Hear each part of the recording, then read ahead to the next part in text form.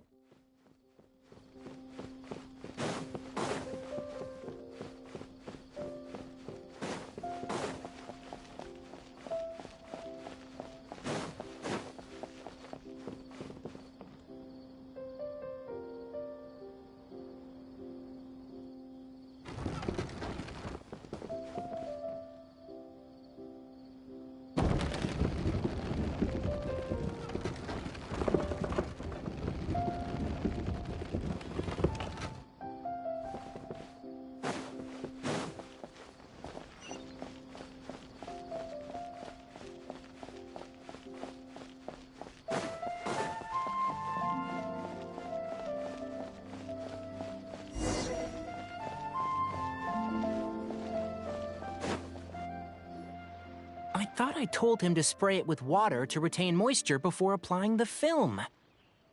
You can't treat a glaze lily like a cactus. If Sanjay does this again, the loss will have to come out of his food expenses. I'll go talk to him. At this rate, he won't even be able to afford eating cacti for much longer. Hey, Tainari! Oh, it's you two. It's been a while. What brings you to Port Ormos? We didn't have anything to do, and this place looked pretty lively, so we decided to stop by. But, what's with all the flowers around here?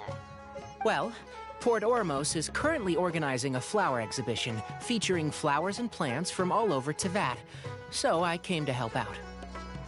The exhibition includes flowers from every corner of the world, each with their own unique properties and needs. With that in mind, the curator commissioned a flower pot from Kasharawar capable of retaining heat and moisture. Even so, an expert is still required to develop tailored transportation and care plans for each type of flower. Oh, and that expert is you, right? Not this time, no. I'm just here to help out. The expert in charge is someone else. Mr. Tainari! Sanjay! He confused the poisonous bulbs with garlic shoots, and he ate them! Never mind. Forget about what I said about the food expenses. Apologies, Traveler, Paimon. Looks like I've got something to take care of. I'll be back in just a moment. Tainari's busy no matter where he is, huh? Yeah, seems like it. Some people just need supervision. Well, looks like Tainari might be busy for a while. Let's take a look around the port in the meantime.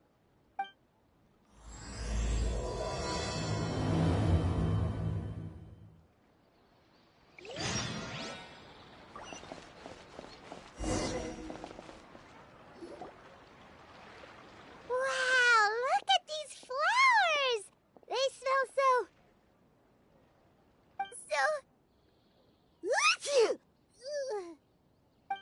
Huh?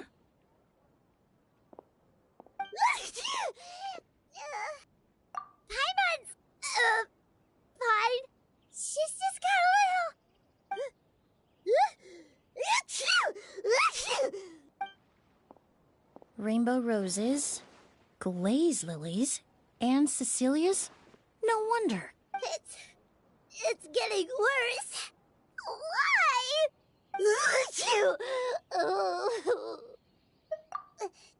But, I was fine just a moment ago. She didn't even eat anything weird. A moment of your time, you two? If it's not too much trouble, perhaps you could try this incense.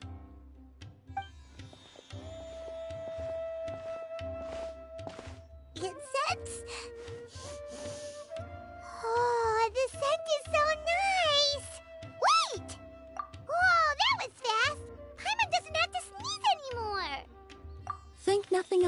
From your attire, I imagine you two aren't from Sumeru either.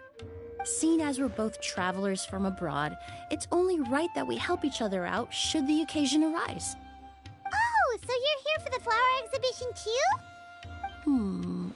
I suppose that's accurate. Oh, allow me to introduce myself. I'm Emilie, a perfumer from Fontaine. Paimon is Paimon. Thank you so much for your help just now. Oh, and this is... The Traveler, right? I've heard a lot about you from the Steambird. It's nice to finally put a face to the name. What happened back there? Why did Paimon start sneezing all of a sudden? Have you ever heard of hay fever? To put it simply, when inhaled, certain pollens can trigger abnormal physical reactions. But Paimon has seen these kinds of flowers before and nothing weird happened then. Well, we're all different. The factors that can trigger a reaction to certain stimuli vary by person. In isolation, the effects of certain pollens may seem minimal, but inhaling various types at once can trigger a more overt reaction.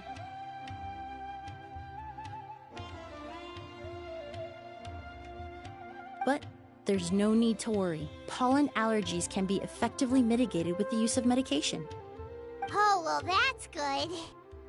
Traveler, Paimon, there you are. Is everything all right? I left in such a hurry, I forgot to warn you about all the pollen in the air.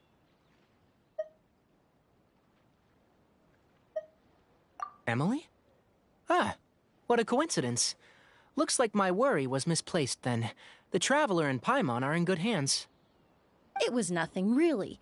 We happened to run into each other shortly after my arrival, and I offered them a bit of help, that's all. I'm more curious as to why you thought the Traveler and Paimon were in danger. Allergies are highly unpredictable. If you were concerned the pollen might trigger a reaction, that must mean something similar has happened in the past. Remember the first time we met? You fainted after inhaling Spirit Borneal. The Spirit Borneal didn't affect Paimon at all, and now she's the one suffering. It makes no sense. It's not really something you can make sense out of, Paimon. There are all kinds of allergies out there, caused by a variety of different factors. Some people are even allergic to almonds. It's not something you can generalize. Exactly. I even encountered a case in Fontaine where someone had an allergic reaction to soba noodles their family brought back from Inazuma. Whoa. Good thing Paimon isn't allergic to anything delicious. In a manner of speaking, although you could say the patients I deal with are rather unusual. In addition to medicine, Emilie is also very knowledgeable about botany. She's taught me a lot about the native flora around Fontaine. And that's where my expertise ends, I'm afraid. When it comes to breadth of knowledge, Tighnari certainly comes out on top.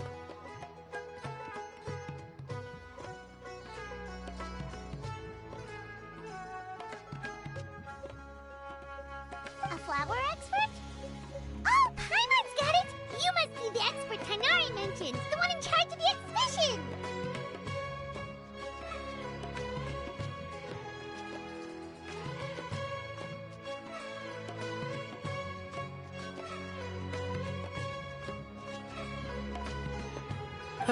Wrong again, I'm afraid.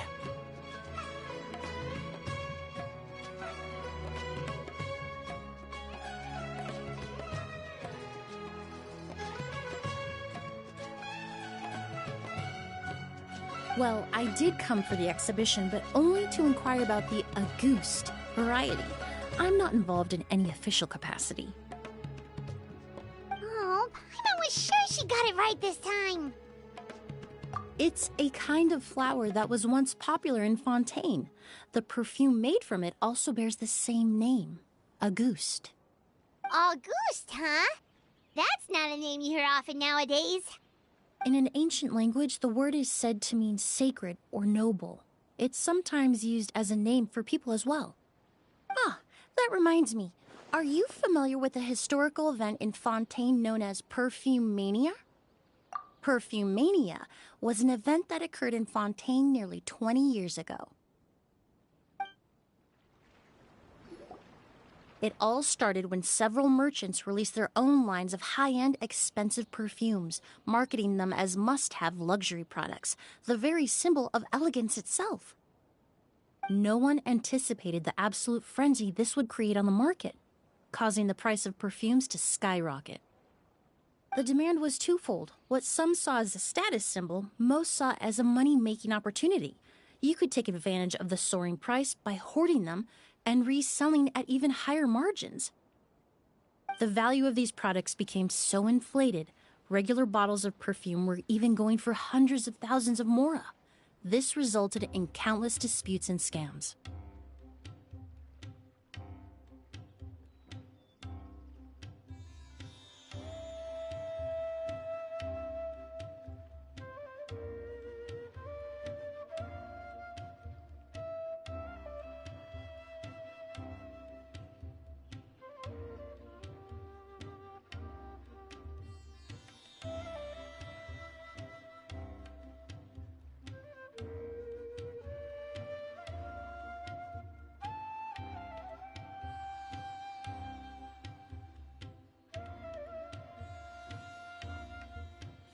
But at the end of the day, perfume is just perfume.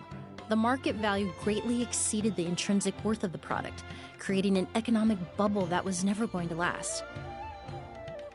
Luckily, the Palais Mermonia recognized the danger and intervened before the craze could truly spread. Many profiteers and scammers were thrown in jail as a result. In the end, only a few wealthy families were affected when the bubble popped. What does all this have to do with that Auguste you mentioned earlier? Well, during the craze, the most popular perfume was none other than Auguste. The demand far exceeded the supply, to the point where it once sold for 10 million mora a bottle. 10 million? Then what about now? After the mania ended, most perfumes returned to a normal price. Auguste was the only exception. Its namesake, the flower used to create it, went extinct. As a result, no new bottles of Auguste have been made, and the value of the perfume remains exceedingly high. Indeed, the Auguste flower was not a natural variety, you see. It was specially cultivated for use in perfume making. When the bubble popped, all the flower beds used for its cultivation were destroyed in a fire. The variety has never been seen since. But didn't you say you came to the exhibition to look for it? Ah, yes. I came to investigate a certain rumor that the Auguste flower has reappeared in Sumeru. It's causing quite the stir in the Fontaine perfume market. Traveler, we should help Emilie look for it. I have to agree. Emilie wrote me to ask if I could look into the rumor, but the forest rangers haven't received any reports of new plant species recently. Even if I can locate the flower, I'm afraid you'll be disappointed, Paimon. I don't have any grand mora-making endeavors planned. Divine, noble, one of a kind, all beautiful sentiments to be sure, but to me, they overshadow the very essence of the product. When it comes to perfume, I want people to forget the price and the prestige, and focus on the beauty of the fragrance itself. Wow, so noble. Of course, there's also a more practical reason. In recent years, low-grade counterfeit versions of Auguste have been popping up on the Fontaine perfume market.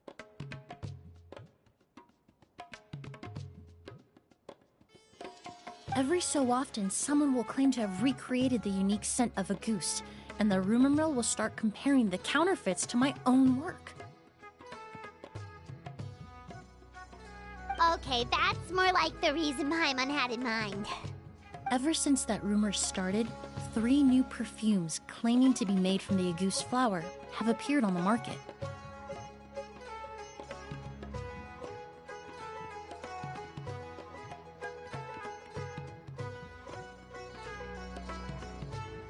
If I can dispel the fanaticism surrounding Auguste, even just by proving the rumor to be false, Fontaine's perfume market can finally start to get back to normal.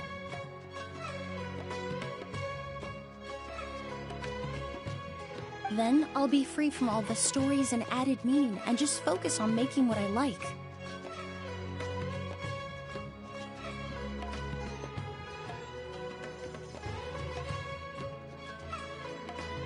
makes sense. Oh, I would of course be grateful for your help, but I wouldn't want to trouble you.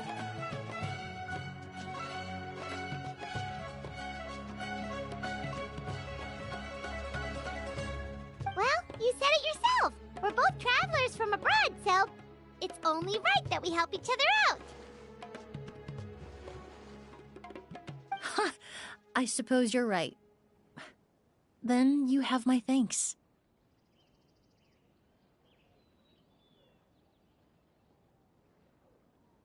Based on the information I have so far, it's unclear if the rumor is true. Mr. Edgar also thinks it's too early to say. But you could always go talk to him. He was there all those years ago, after all. Maybe he'll know something. Huh, I was just about to pay him a visit at the hotel. Edgar? Who's that? The person you've been trying to guess this whole time. The flower expert in charge of the exhibition. He's also the most respected and experienced perfumer in the area. Back when he was still working in Fontaine, Auguste was his creation. I should also mention, he was my teacher, the one who taught me the basics of perfumery when I apprenticed in Sumeru. So this guy was a famous perfumer in Fontaine, but then he came to Sumeru to teach people from Fontaine? It sounds confusing. It's a long story. If you're interested, we can talk more about it when we see him. He should be staying near the hotel.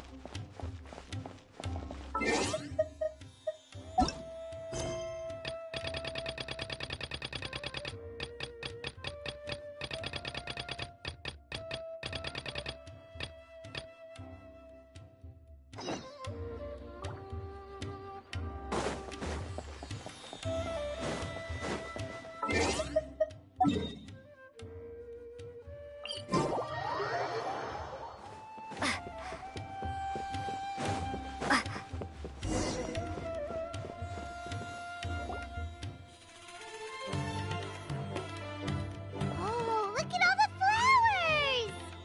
Apparently, the exhibitor paid a large sum to rent out the hotel and surrounding buildings. They're being used as temporary storage facilities and lodging for exhibition personnel. Yeah, what if guests come early? They won't have anywhere to stay. Also, renting out this big of a hotel, how are they gonna make that more of that?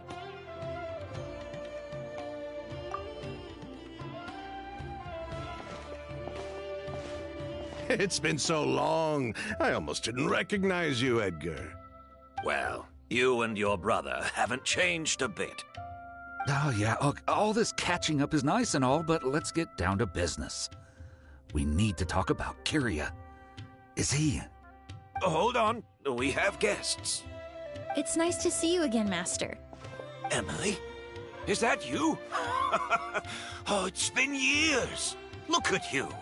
You're all grown up. I've heard you've become quite the famous perfumer in Fontaine. It would seem the student has surpassed the master. Oh, well, it's all thanks to your mentorship. Ah, hardly. I taught you the basics. Hearing you call me master, well, I'm not sure I'm deserving of that title. I've taught many students here in Sumeru over the years, but I've yet to see one turn out quite as accomplished as you. You're the only one who can take credit for that success. And who are these two? I don't recall you mentioning them in your letter. Ah, they're my new friends, the Traveler and Paimon. Emilie's friends.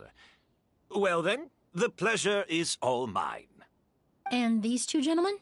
Are they friends of yours, Master? Of course! We're perfume merchants from Fontaine. I'm Oud, and this here is my younger brother, Blaze. Edgar and the two of us are old friends. Isn't that right, gentlemen? Yes. Merchant brothers? You must be here to look for the Auguste flower, then. Huh? Well, what respectable perfume merchant hasn't heard of a Auguste? Anyone in the business would be interested in the rumors. I'm guessing you're here for the same reason, Emilie. We were just about to get into it, so you three might as well join in. I commissioned a few eremites to do some scouting for me. They searched all over Sumeru, but there were no sightings of the Auguste flower. That being said, there are people in Port Ormos who claim to have smelled a unique fragrance on the streets. Definitely floral, but still distinct. Some of them were merchants who lived in Fontaine 20 years ago. According to them, the fragrance smelled exactly like the Auguste they remember from back then. A one-of-a-kind, divine, and noble scent. Maybe someone around here just happens to have a bottle of Auguste from back then. No, I don't think so.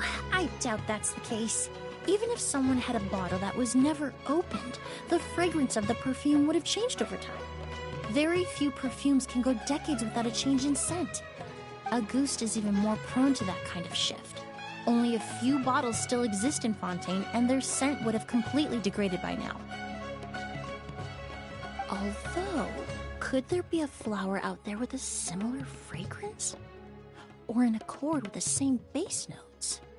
Impossible! If Auguste were that easy to replicate, it would never have sold for such a high price all those years ago. The Auguste flower is back. It has to be. Technically speaking, the scent wouldn't be impossible to imitate. Well, let's table that question for now. Edgar, did any of those people mention where the scent was coming from? No. By the time they realized they had smelled something, the scent was already gone. If I hadn't asked about it, they probably wouldn't have given the experience a second thought. Compared to things we see and hear, smells can be much easier to overlook. It almost sounds like someone wearing the Auguste fragrance passed them on the street. Wait, are you saying... Just thinking out loud. Don't pay me any mind. We don't have much to go off of right now, but we can't rule out that possibility. I'll send some more people to investigate. You all traveled so far to be here. Why don't you rest in the hotel for a bit? Oud, Blaze, this is the key to your room. Ooh, you've got the keys to the rooms? Do we get free lodging too? My apologies. All the rooms in the hotel are accounted for, I'm afraid. Most are being used for storage ahead of the exhibition, you see. I managed to tidy up one of the rooms for these two at the last minute, but by the time Emilie wrote to me, there was no more space left for her to stay. Oh, and we just showed up out of the blue. Guess that means there's definitely no space for us. I should have been more considerate. Here I am with an entire hotel at my disposal and no place to offer you to stay, even after you made the trip all the way to Sumeru. Don't worry, Master.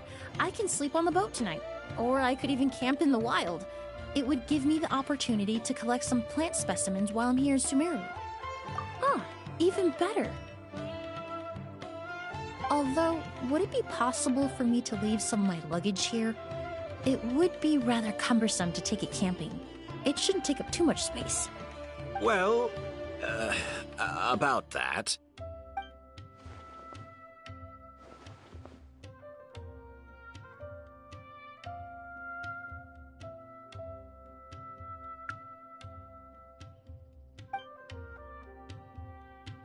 Of course, no trouble at all. My brother and I will keep an eye on them for you, as long as you don't mind, mademoiselle. All right, then. Oud, why don't you take Emilie inside and find a suitable place for her luggage? I'll prepare some refreshments and join you in a bit.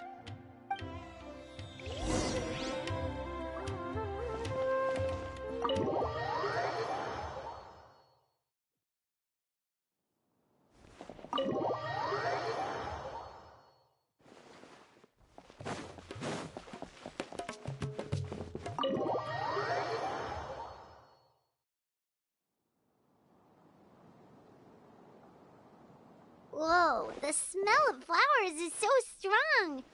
Didn't Edgar say he tidied up around here? There's still so many flowers. Paimon took a peek through the window earlier and his house was packed with flowers. Looks like this exhibition is gonna be huge. No, that's a florist thing. We work closely with the essential oils of various plants. But to maintain a sharp sense of smell, most perfumers prefer to keep their homes free of strong odors. Oh, guess there's just too much to store for the exhibition then. Oh, this room seems to be a connected suite, and my brother will be staying on the other side of the suite. Blaze, while you're out, why don't you bring our luggage over as well? Blaze! Yes, of course. All right, then. Where can we find your luggage, mademoiselle? Blaze will go fetch it for you.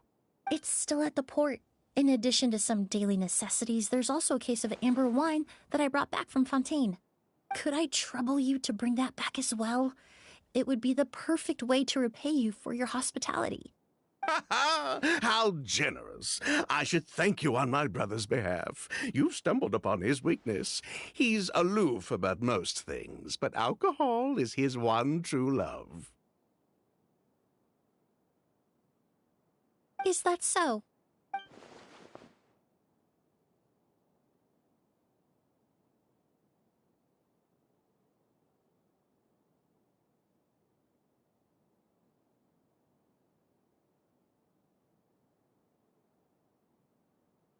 Mr. Ood, Mr. Blaze, thanks for...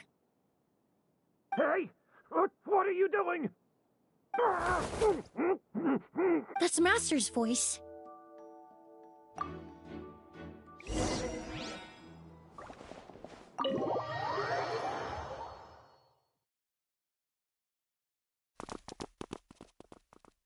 Edgar! Master! Hey, Edgar! Are you all right? Can you hear me?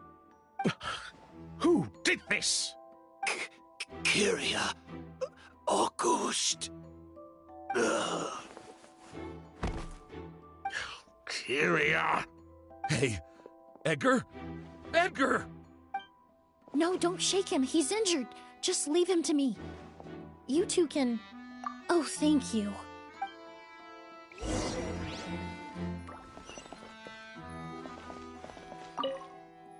That strange smell around here. Is it coming from this bottle?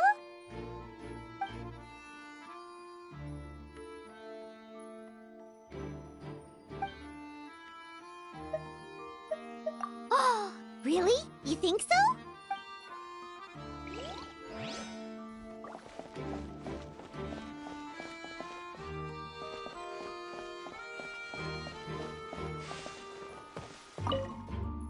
Do you think whoever did this was hiding in the flowers before they attacked Edgar?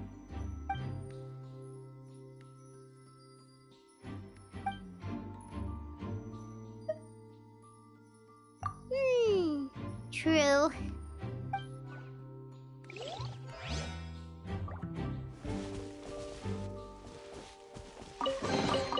Is this an answer from this world?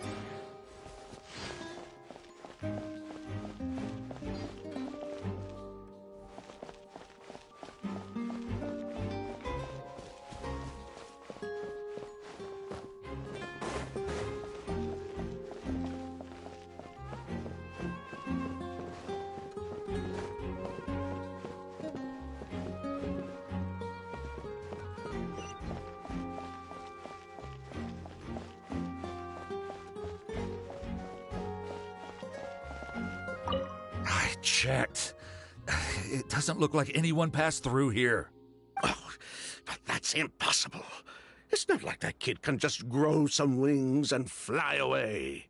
Oh, the culprit, I mean. It's not like the culprit could have just disappeared into thin air.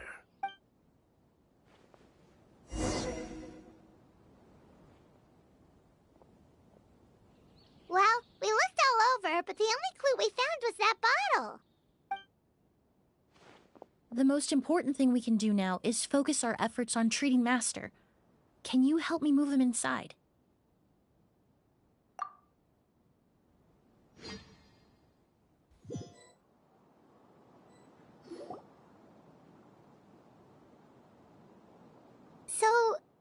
he doing?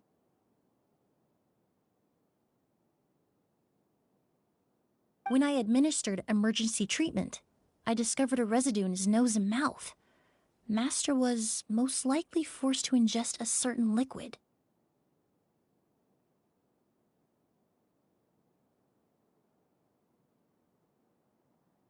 He's still unconscious, and inducing vomiting could obstruct his airways.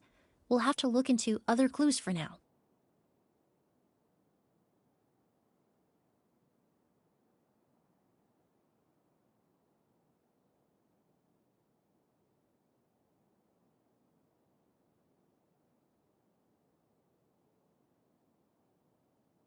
Ah, yes.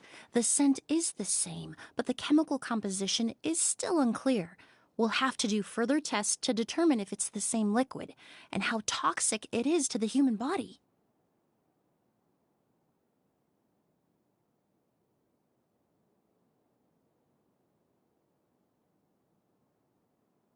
But first, I do believe there are two people who could shed some light on the situation. Mr. Sylvain, Mr. Lucien. Wait, you know... Hey! Were you talking to us, mademoiselle? I'm afraid we'd never heard of those names before. Before arriving in Sumeru, I asked a friend from the Special Patrol to look into the creators of Auguste. There were 4 people in total. The perfumer, Edgar, the one thrust into the limelight, and 3 others. A researcher from Sumeru responsible for cultivating the Auguste flower, and 2 merchant brothers responsible for promoting the product on the market. The 2 brothers capitalized on the mythos surrounding Auguste. Their actions lured in numerous speculators and profiteers, inflating the price of Auguste even further. In the end, they were sent to the Fortress of Meripede for falsifying their accounts and destabilizing the market. If you do the math, they should be out of prison by now. And what does that have to do with us? There are countless merchant families in Fontaine. You gonna accuse them of being criminals too? Every time your brother called you Blaze, it took you several seconds to respond. But when I called you Lucien just now, the name registered immediately. Ah, Miss Emilie, out of respect for your position as a famous perfumer in Fontaine, I'm inclined to believe that was simply a poor attempt at humor. You have a bright future ahead of you. You wouldn't want to develop a reputation as someone who throws around false accusations, especially among merchant circles. You claim to be regular perfume merchants, and yet, when I brought up amber wine, you took it to be alcohol. What? Amber wine is a perfume I created several years ago. It wasn't particularly renowned, but I'm certain any respectable perfume merchant in Fontaine would know of it. Unless, until recently, they were living somewhere completely cut off from the perfume world. Somewhere like the Fortress of Meripede, perhaps? Emilie, you little...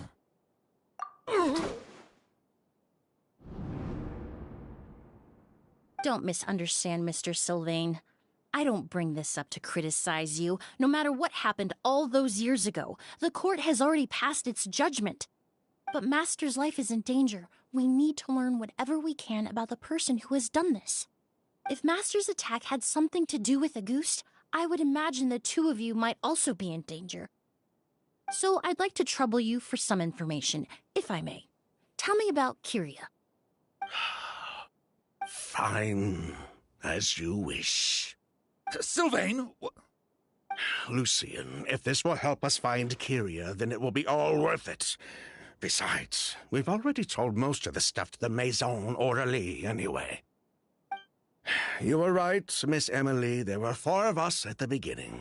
Myself, Lucien, Edgar, and a researcher from Sumeru in charge of flower cultivation, Vijava.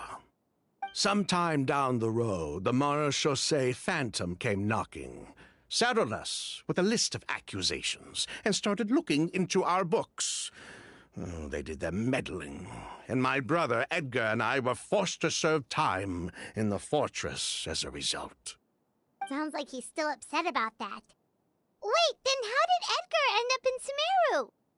Master was convicted as an accomplice, so he only had to serve a few years. He decided to move to Sumeru so that he could put those events behind him. Still, Master was depressed for a long time after that. He stopped making new perfumes and focused on introducing students to the craft instead. That's how I met him. My parents had to relocate to Sumeru for work when I was a child, so I had the chance to study under him for a little while. But we can talk about that some other time. I want to hear more about this researcher, Vijava. Like us, Vijava was also staring down an investigation from the Marechaussee Phantom. But before the Phantom showed up at her door, she set all the flower beds on fire, along with much of the mora we managed to earn. All the Auguste flowers, everything we worked to create, was reduced to nothing but a pile of ash. But destroying all that evidence, wouldn't that make things worse for her? It didn't matter at that point, because she died in the fire as well. What? Sounds like you did an investigation of your own. Why even ask us if you knew all of this already? The name wasn't mentioned in any of the files I reviewed either, but you two seem quite familiar with him.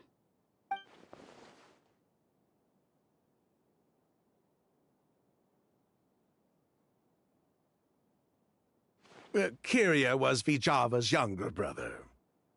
He was just a clueless kid back then. Somewhere in his teens, I think. He helped his sister with her work sometimes, but that was pretty much it. He didn't have any idea what we were doing. Vijava kept him close most of the time. The three of us were probably the only ones who even knew she had a brother. After our operation was compromised, he disappeared. There were no signs of him until recently, when people started saying the Auguste flower had reappeared in Sumeru. So, you think Kyria took something with him back then? Something that allowed him to reproduce the Auguste flower? Vijava doted on the kid like you wouldn't believe. She even told us to give her cut to her brother if anything happened to her.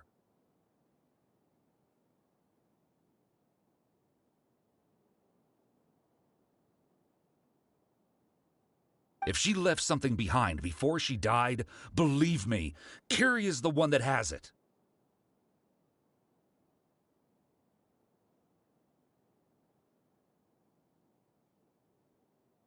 And judging by the liquid in that bottle, the Auguste flower wasn't the only thing he reproduced.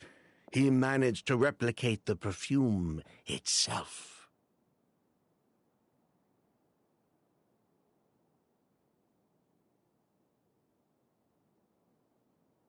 So the liquid Edgar was forced to ingest really was Auguste. Wait, does that mean Auguste is poison?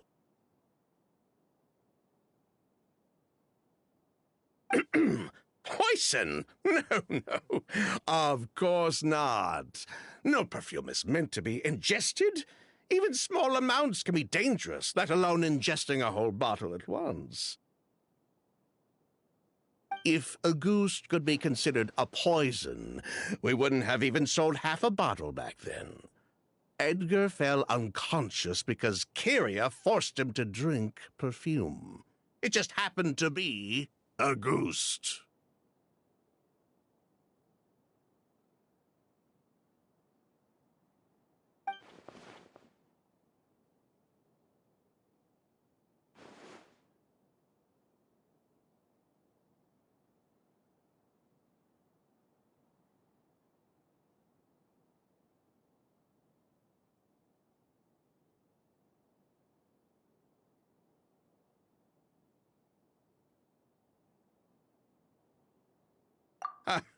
He probably thought we had something to do with his sister's death.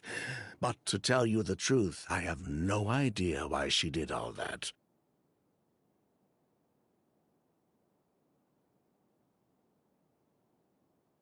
We're not looking for Kyria because we have it out for him. We just wanted to see how he was doing. And, if possible, work together to bring back a ghost.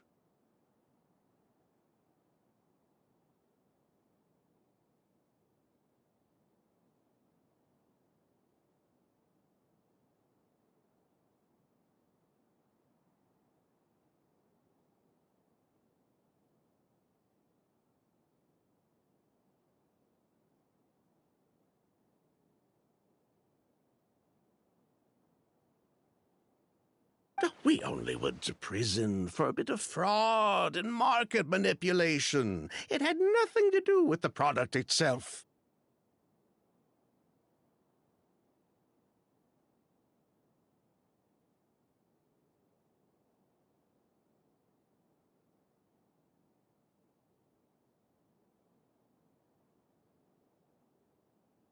As long as we keep things honest this time around, bringing the product back to market would almost be like honoring his sister's memory.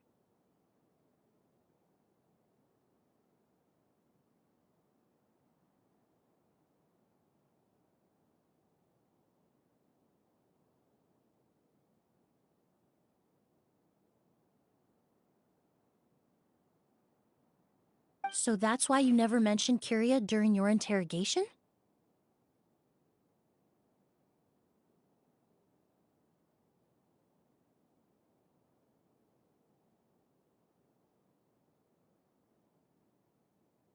Yes, exactly. We were just looking out for the kid.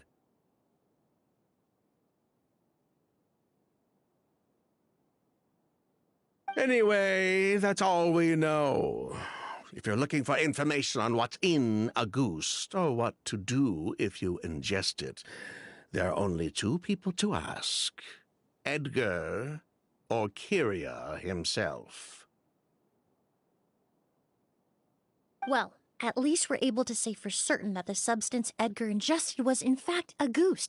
That gives us a direction for further testing. Well then, I'd say that was a very enlightening discussion.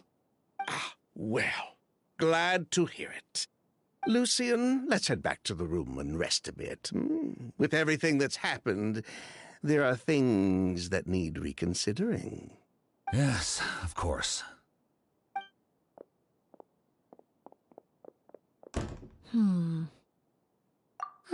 You think so too? That does seem to be the case. Pity we don't have more evidence. But based on Sylvain's tone of voice just now, I suspect further questioning will only result in more made-up answers. The way you exposed them like that, just based on a hunch, that was genius! Oh, right! Earlier you said you were only sort of a doctor, and that your patients were unusual. Oh yes, that's because most of the patients I encounter are already dead. So you're a forensic doctor? Close. I'm actually a forensic cleaner. Once the forensic team and the Marachese Phantom are done collecting evidence from the scene, I'm in charge of clearing away the final traces my patients leave on the world.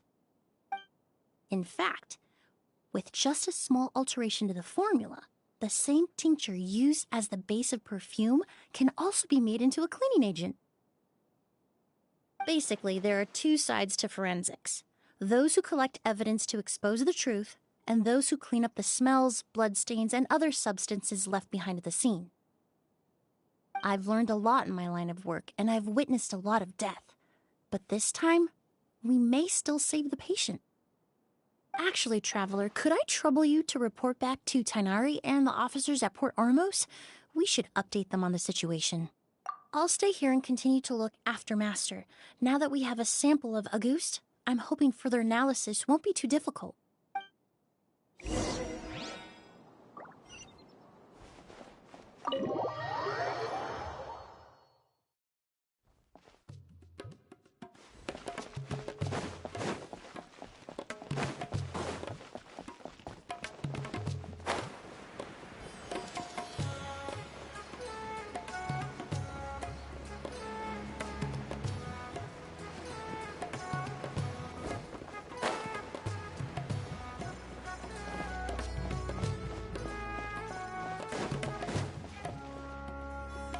Whoa, why the rush?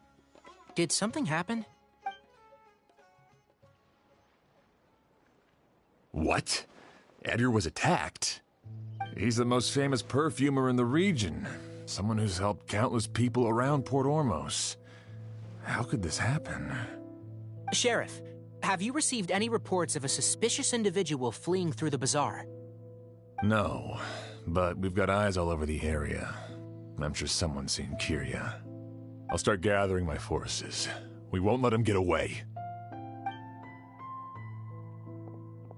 What about you, Tainari? Do you have a plan? I'm sure the sheriff can handle things over at the scene, and I doubt Emilie needs my help looking after Mr. Edgar. But she said she's not a real doctor. Then she was far too modest. She may not be a doctor by trade, but she has a deeper understanding of human anatomy and pharmacology than most scholars from the Amurta Darshan. Not to mention the fact that Mr. Edgar's condition is related to perfume. Emilie is certainly in the best position to help him. As for me, I'll head to the academia and see what I can learn about Vijava and Kiria. Oh, that's right! Vijava was supposed to be a scholar from Sumeru. Do you recognize the name? From Emilie's letter, certainly, but that was the first time I'd heard of it. The academia produces a lot of scholars, and there are plenty of graduates who choose to pursue a career outside their darshan. I didn't have time to look into it earlier, but now it seems like Vijava's past could be critical to getting to the bottom of what happened to Mr. Edgar. I have friends in Sumeru City that can help me investigate. With any luck, we'll have news to share by tomorrow. I'll leave you and Emilie to watch over things here in Port Ormos.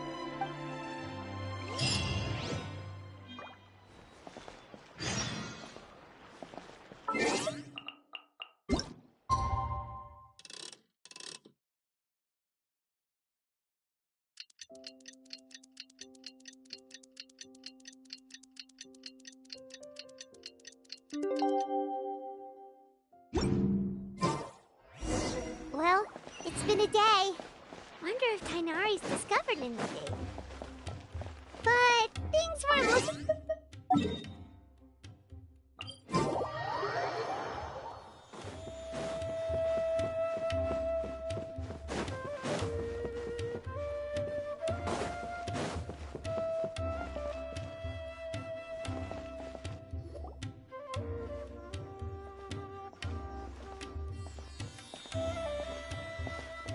Emilie!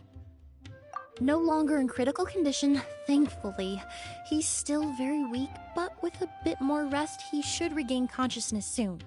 My chemical analysis of a goose also went smoothly, although it certainly raised some questions.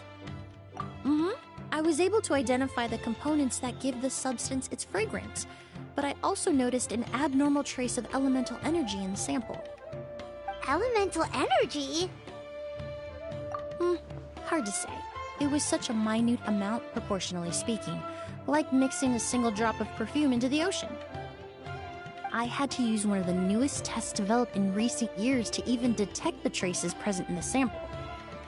Unless you were abnormally sensitive to elemental energy, I doubt it would have any effect, even if you use the product every day for 10 years.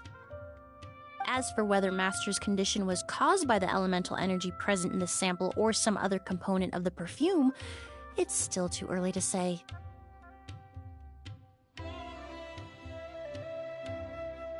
Oh, that reminds Paimon. Did Tainari come and find you? Maybe we could ask him to take a look.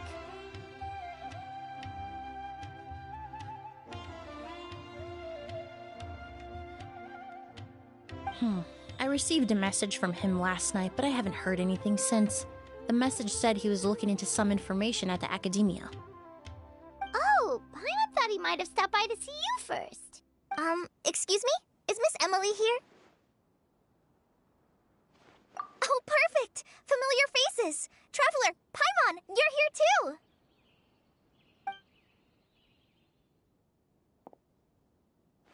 Kale.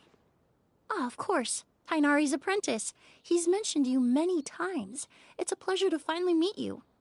And please, no need for formalities. Emilie is just fine. Oh, okay.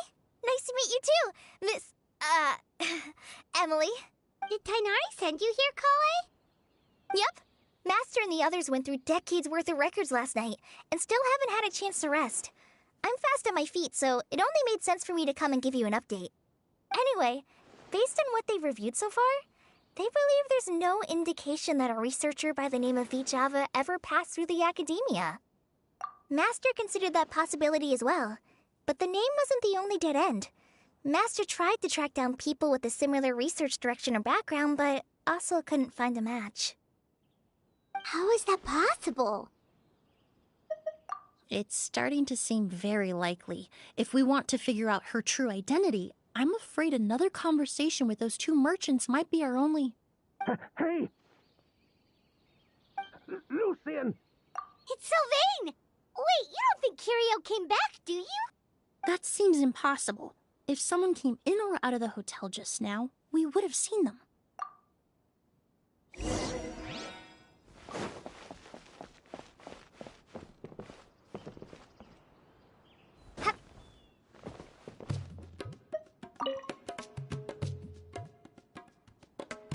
It's locked?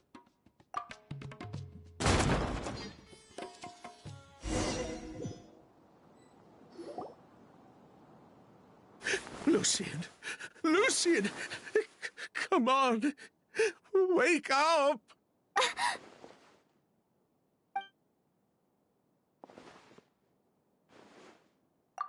Emilie!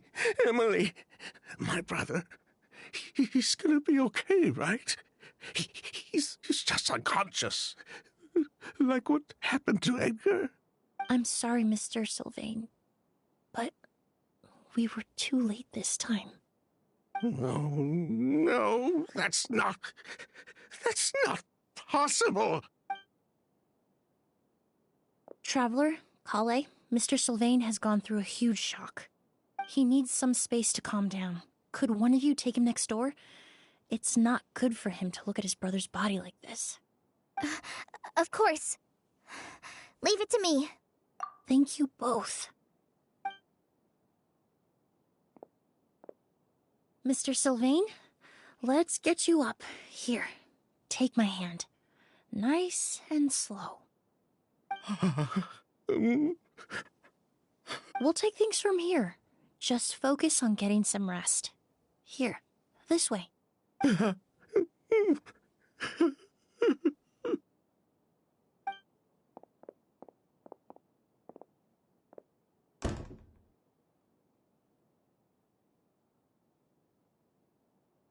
Poor guy. He's like a shell of his former self. He may have made some bad decisions in life, but right now, Paimon can't help but feel sorry for him. Good person or bad, the death of a loved one is equally painful. All the moments he shared with his brother, every hardship and triumph they endured together, are now memories he has to carry alone. If Kirio really was behind this, then what exactly did he do to Lucian? Lucian can no longer speak, but the traces left behind by his death most certainly can. Traveler, I've got things covered here at the scene. I'll leave you to contact the sheriff.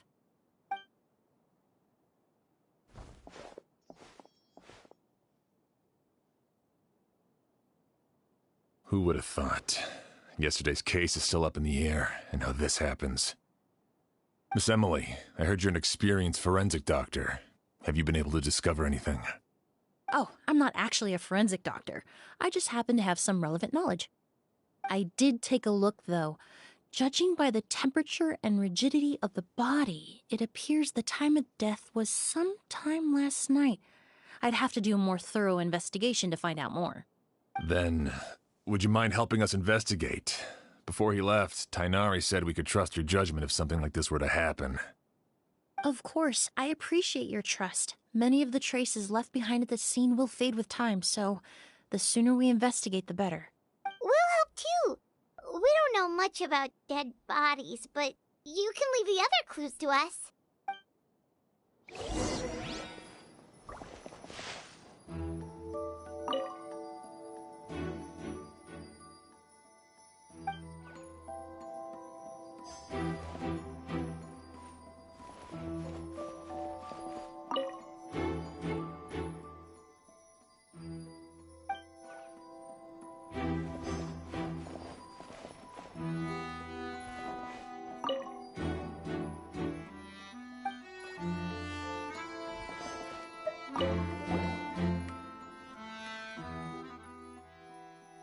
the windows are shut tight too. Seems like the only way to get in would have been through Sylvain's room.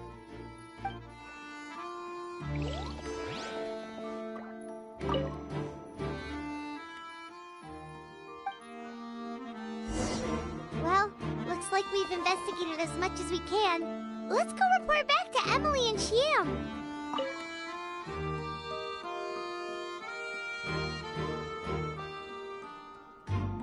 So, did you find anything? Paimon can show you. Here, it'd be something like this.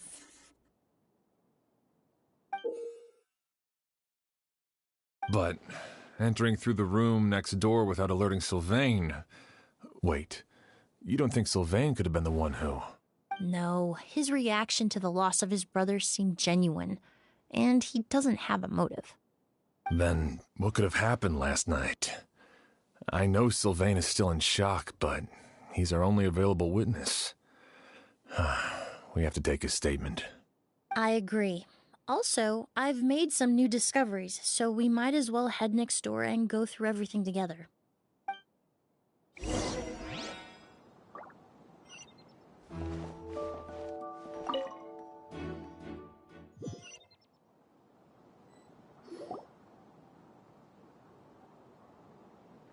Mr. Sylvain, I need you to tell me everything you and your brother did since yesterday afternoon.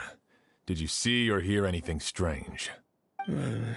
After Kyria attacked Edgar, my brother and I were incredibly careful. We returned to our rooms and decided to lock all the doors leading to the hallway. The only door we kept unlocked was the one connecting our rooms. That way, if we heard any commotion coming from the other room, we could help each other. But I didn't hear any sort of commotion last night. Not a single noise. I woke up this morning, opened the door, and Lucian was... So, no movement from the room next door. No forced entry via Sylvain's room. No signs of a struggle at the scene. And no external injury on Lucian's body. What kind of cause of death are we dealing with here? I did notice a few things about the body. Lucian's pupils were dilated, and his skin was flushed. Very similar to Master's symptoms after the attack yesterday. There weren't any traces of liquid in his mouth or nose, so it's unlikely he was forced to ingest anything. The more plausible explanation is that he inhaled a substance without knowing it. And I'd say that substance was likely a goose. A goose? No, that's not possible. Inhaling a goose won't kill you.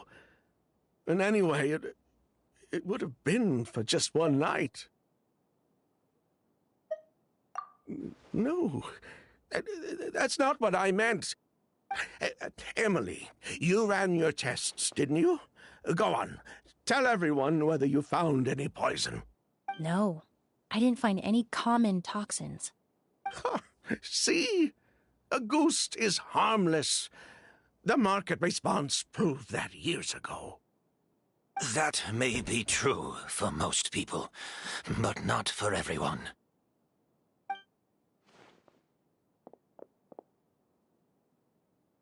Master!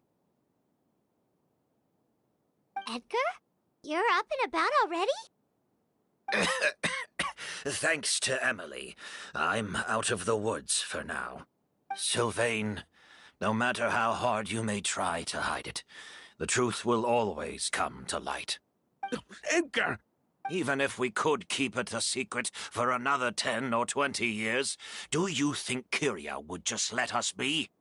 No, he would never give up.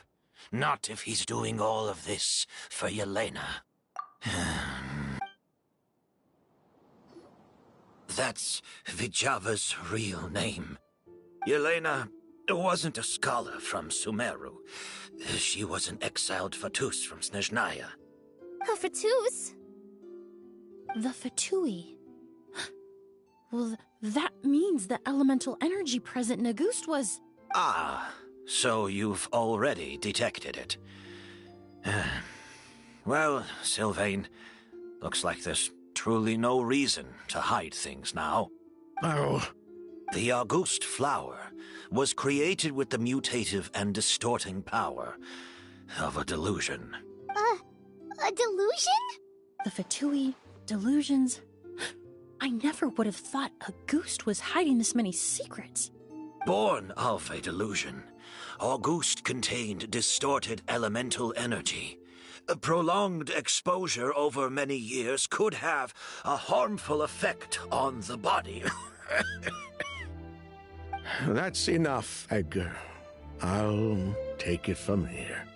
At first, Yelena wanted to keep refining the perfume and the flower, but no one knew how long the perfume mania was going to last back then.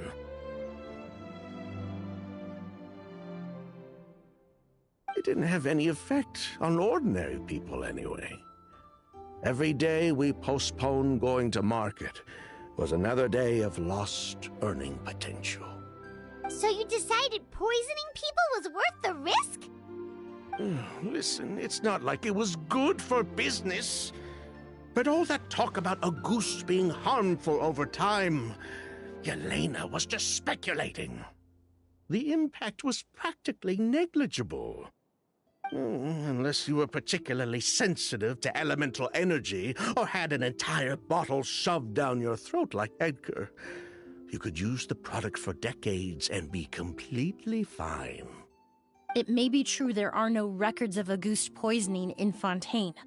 But even if no one was acutely poisoned, willfully bringing a product to market despite explicit knowledge of its harmful effects is still a serious crime. That explains why you were so intent on keeping Yelena and Kyria's involvement a secret all this time, despite readily confessing to all your financial crimes. The Fatui, delusions, Auguste. If the Marechaussee Phantom discovered the connection between the three, there would have been enough evidence to send you to the Fortress of Meripede for life. Ha! If I'd known coming to Sumeru would put a target on my back, I would have been more than happy to stay there.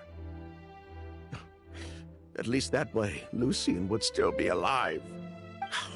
All these years without any sign of Kyria, and he pops up out of nowhere the minute my brother and I get out of prison?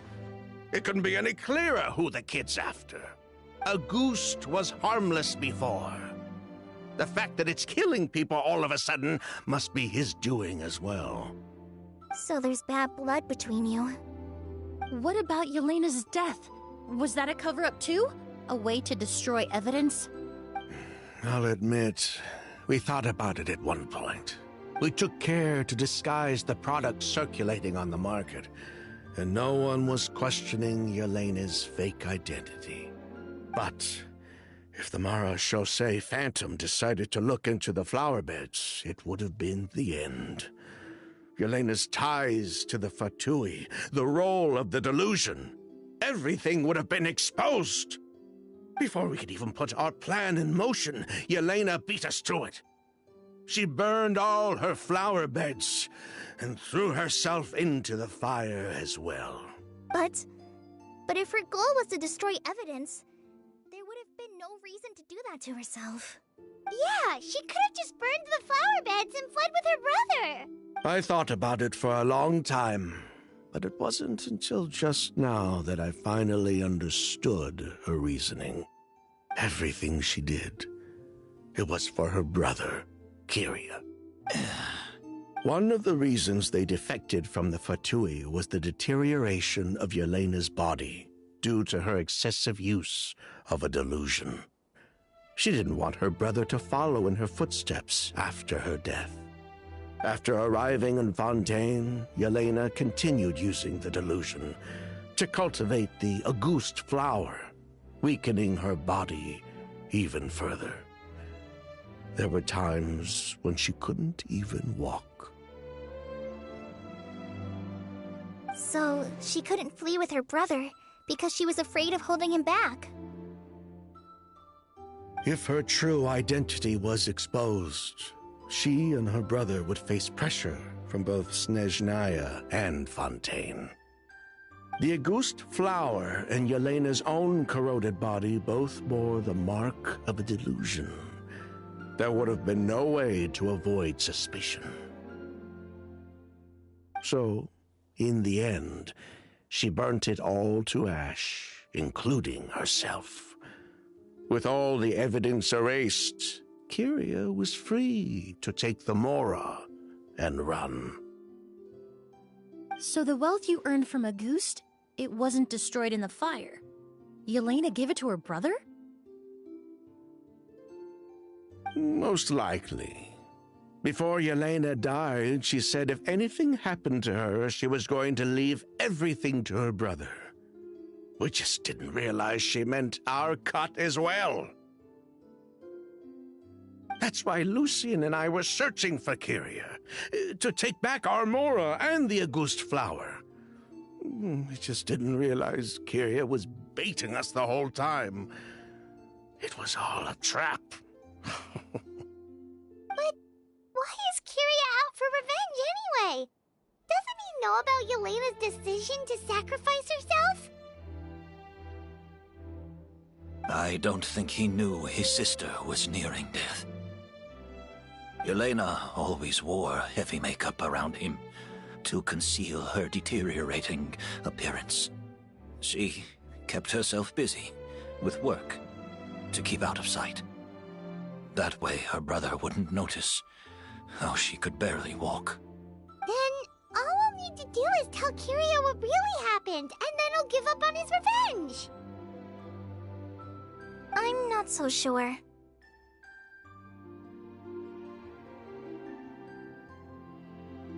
Even if he knew the truth, he'd still find someone to blame. He might think Yelena was forced into using a delusion to cultivate a Auguste, or something like that.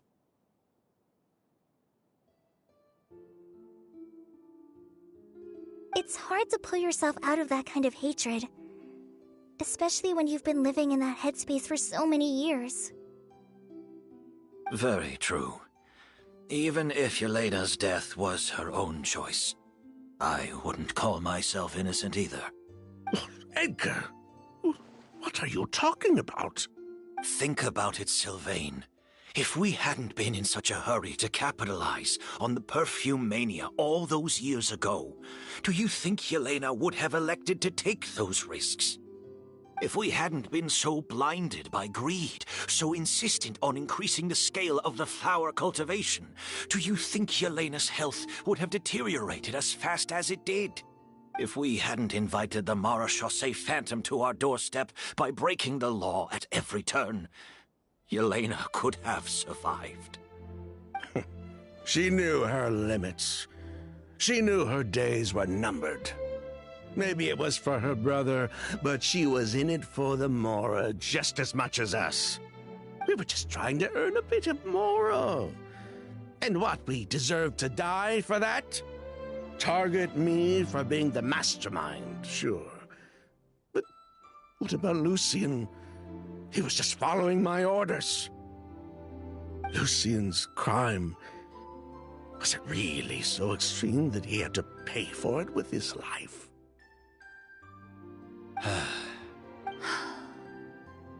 The only person that can answer that question is a judge.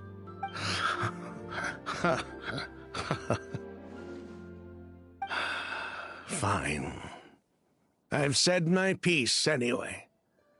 Drag me back to Fontaine to stand trial. I don't care. 3 people from Fontaine, 1 from Snezhnaya, and a crime committed in Port Ormos. What a headache. Well, we can only wait until the Academia sends someone to deal with it. I'm guessing we'll have to contact Fontaine as well. In any case, we won't really know anything until tomorrow. With the exhibition, we don't even have space in Port Ormos to detain anyone. Such a headache. The hotel could suffice. You could station a few officers to keep an eye on Sylvain and myself. Although with Sylvain's mental state and my physical one, I don't think you need to worry about a jailbreak. Mr. Edgar, are you saying... If Sylvain is to stand trial, then I deserve the same fate. A crime is a crime, accomplice or not. I'd just like to take care of a few things before I go. Say goodbye to my plants and all that. As for Sylvain, I'm sure he also has some goodbyes of his own. Would you be willing to grant that request, Sheriff? Well, all right. I'll talk to the Academia. No matter who you were in Fontaine or what crimes you committed, the man we grew to know in Sumeru proved himself to be a good person. Your request is granted. You have my thanks, Sheriff. Happened tonight? Oh, you mean the possibility that Kiria might try to finish what he started? Yeah, all we know is that he uses a goose to poison people, but we still have no idea how to catch him in the act. If he targets Sylvain or Edgar again, we might not be able to stop him. That may be true, but what if we can take advantage of his desperation? If we take advantage of this situation and lure him in on purpose, we might finally have the chance to talk to him.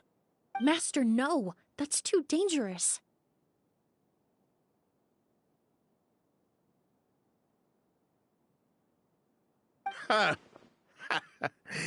So, that's your plan.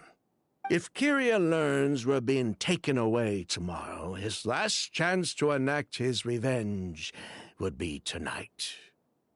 In other words, you want to use us as bait to capture him. Capture? Not necessarily. I just want to talk. What? Are you afraid of him? Afraid? This is my only chance to make him pay for what he did. I'm spending the rest of my life in prison anyway.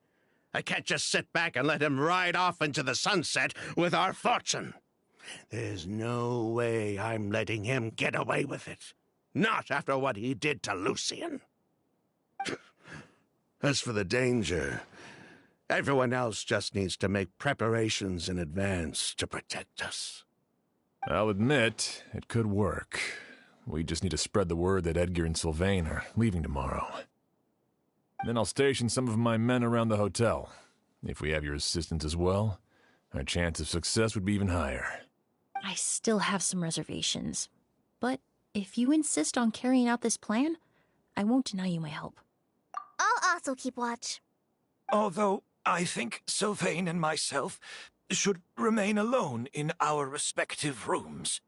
If Kiria noticed another person in the room, he might decide to turn back.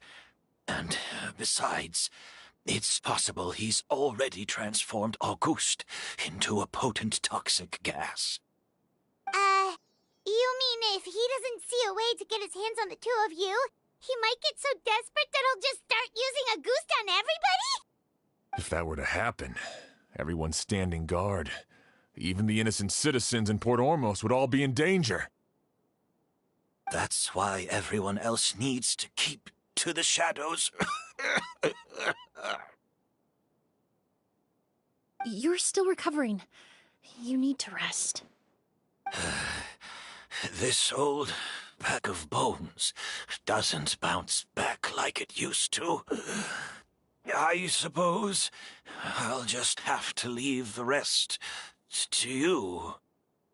All right, we can figure out a plan to keep watch later. Right now, I say we split up, start spreading that information before it's too late.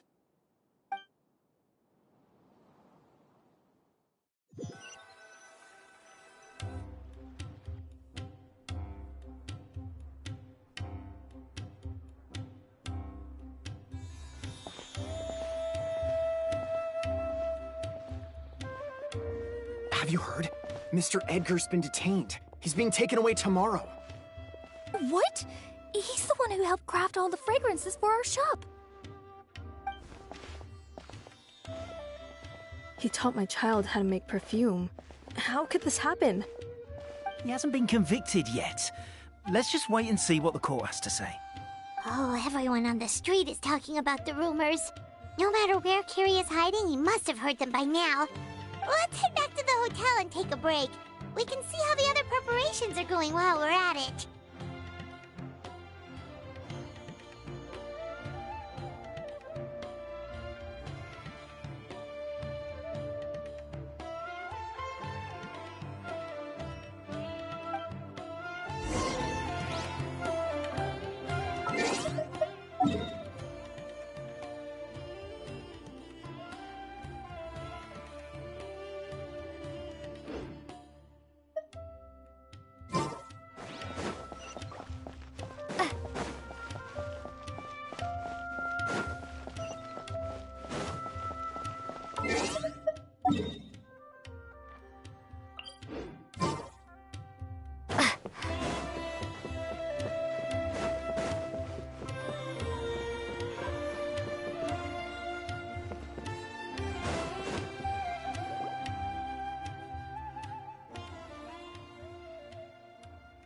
Emilie, Chef Xian wants to talk to you and the Traveler about our plans for the Night Watch. Thank you, Kale. But first, here, I prepared a kind of herbal tea that helps calm the spirit. Why don't you have some? Oh, that's very kind of you, but I'm okay. Oh, it's not good to be so tense, especially when we've got a long night ahead of us. I don't mean to put you on the spot, but I couldn't help but notice that something seems to be on your mind. Was it that obvious? You seem very preoccupied with Kiria's revenge. If there's anything you want to talk about, I'm happy to listen. Oh, Hey, Emilie, Kale. Oh, are we interrupting something? No, not at all. This will be easier to talk through with you here anyway. I've just been thinking. If Kiria has the capacity to commit murder while remaining completely undetected, why didn't he target Sylvain along with Lucien last night? There was just a single door separating them. If his intention was to target both brothers, then there was barely anything standing in his way. Don't you think? When I accompanied Sylvain to his room after Lucien died, and saw how distraught he was, I suddenly realized. Maybe Kiria did that on purpose. Maybe he wanted Sylvain to experience the pain of losing a loved one before he completed his ultimate revenge. So did he attack Edgar as a warning then? To scare Sylvain and Lucien? Based on what we've heard about Kiria, that may very well be the case. Losing his sister all those years ago. What has been going through his head? What has he been forced to endure? Whenever I get to thinking like that, I just can't help but wonder. If I were in his place, would I be able to let go of that hatred? I'm sorry. I know I shouldn't think like that. Not after everything he's done. But I just can't help it. There's nothing wrong with the way you're feeling. Empathy is a part of human nature. In all my years of cleaning up crime scenes, I've witnessed countless families mourn their loved ones. Their cries of devastation and anger still echo through my mind, even now. Some of them even try to stop me, begging me not to erase the last remnants of their loved ones. But getting swept up in those emotions will corrupt your judgment. Surround yourself with fragrance for too long, and your sense of smell will become dull. Allow yourself to be consumed by your emotions, and you lose the ability to think rationally. So while you hold on to that sense of empathy, you also need to ask yourself, do Sylvain and Lucien really deserve to die? How much did they truly know about the Fatui and the delusion?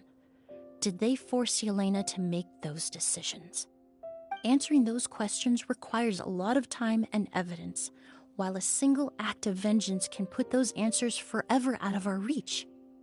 I've witnessed a lot of deaths in Fontaine. When someone dies, a certain amount of information can be inferred from the traces left behind at the scene. But generally speaking, death will just leave most questions unanswered, and the whole picture ever incomplete. Once you're consumed by hatred, it will become next to impossible to think about things that way. For someone like Kyria, I'm sure right and wrong lost all meaning a long time ago. You're right. The fact that we can approach these questions from this perspective isn't because we're more rational than them. It's because we're fortunate enough not to have suffered that kind of loss.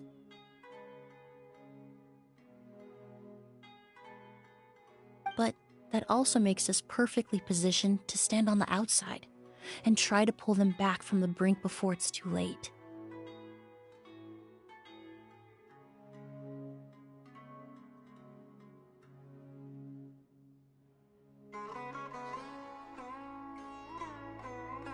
I understand Kyria's decision, but I still want to stop him. Master, Sylvain, and Kyria. They all deserve to survive. The fortunate and the unfortunate.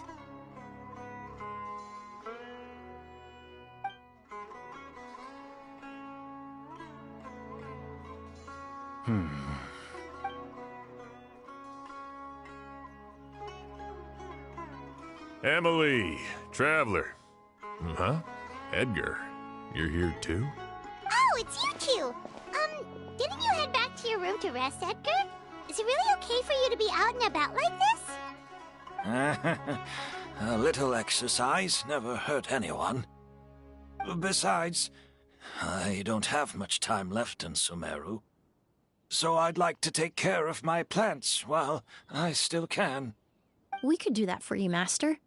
No need. I've grown attached to these flowers, and this is my last chance to say goodbye. Come tomorrow. I'll be happy to entrust their care to you. I would imagine Sheriff Sham is here for a more important reason. The Night Watch! You mentioned earlier that we still need to confirm our plans. That's right. I've stationed some of my men around the surrounding area, but we still don't have anyone standing guard next to Sylvain's room. Exactly. After some discussion, we concluded that Sylvain has the highest risk of being attacked next. You're the most skilled fighter here, Traveler. And Emilie's expertise is sure to come in handy in a pinch. That's why I want you two stationed next to Sylvain's room. So, are you up for it? Sounds perfectly reasonable. I'll be glad to have your help tonight, Traveler.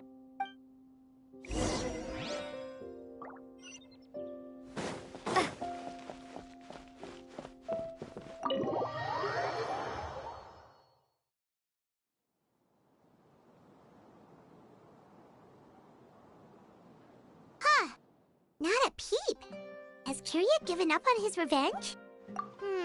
Guess we'll have to keep at it.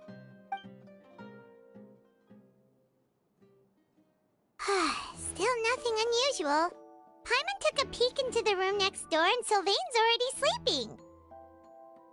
Perhaps Kyria's true motive was simply forcing Sylvain to confess his crimes. No, that can't be right. If all he wanted was for Sylvain to be convicted for his true crimes, he could have tipped off the Marechaussee Phantom years ago. There must be something we're missing. Something extremely important. Maybe we just need to calm down a little. How about some tea? That herbal blend from earlier was pretty tasty. You're right. Maybe we can look for a different distraction then, like looking at the flowers. Oh, there's a glaze lily here. Paimon didn't notice it earlier. Flowers, glaze lilies, incense. Oh no! Sylvain's room! Quick! Wait, what?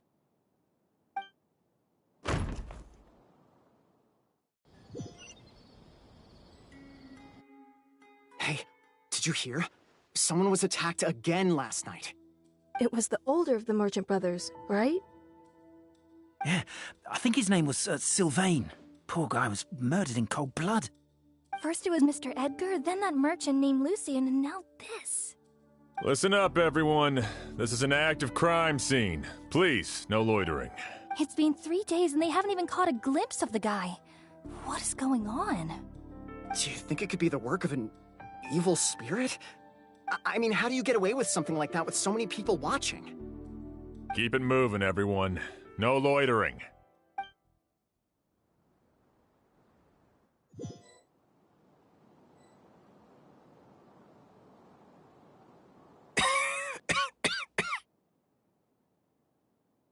I suppose I'm next. You don't know that. Kyria already attacked you once, and you survived. Perhaps he doesn't consider your crime to be worthy of death. You were the only reason I managed to survive, Emilie. I never did thank you for that, did I? Even if I wasn't there, Tainari was also in the vicinity. He would have been able to help. Is that so? I suppose I'm a very fortunate person, then. I have exceptional students, caring friends, and the respect of my peers. If it is indeed my time to go, then I'll die without regrets. But Kyria has nothing. Yelena is gone. Now, his enemies are too. It really makes you wonder if there's even a reason to keep on living. If you really want an answer, I suppose you'll have to ask Kyria himself, once we finally catch him. Well, I hope it all goes well. Emilie, there's something else I'd like to ask of you. With everything that's happened, holding the exhibition is off the table now. But so many flowers were transported here for the show, some of them thousands of miles away from their homeland. I can't let them wither away with no one to care for them. Whether Kyria gets to me first, or I'm sent back to Fontaine to stand trial, I won't be around to look after them. I know it's a lot to ask, but could I entrust them to your care? Of course, Master. Really? Oh, I'm glad to hear it. Now I truly have nothing to worry about. Sheriff Sham still has some questions for me, so I've gotta go. Go ahead. Best not to keep him waiting. He can be quite impatient.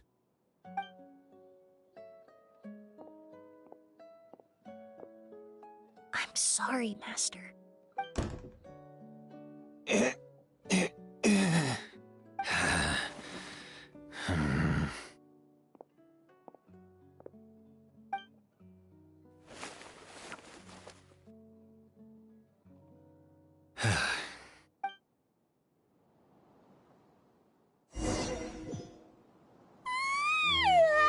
Another all-nighter. Paimon sure hopes Emilie's plan will go well. Emilie still isn't back. I hope she didn't run into any trouble.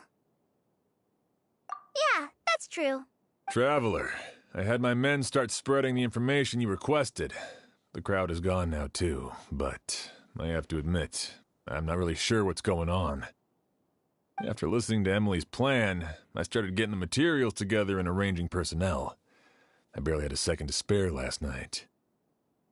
To be honest, I'm still not sure how the crime was committed that night. The key clue was right in front of us the entire time! Let's go! We'll show you where the culprit hid a goose.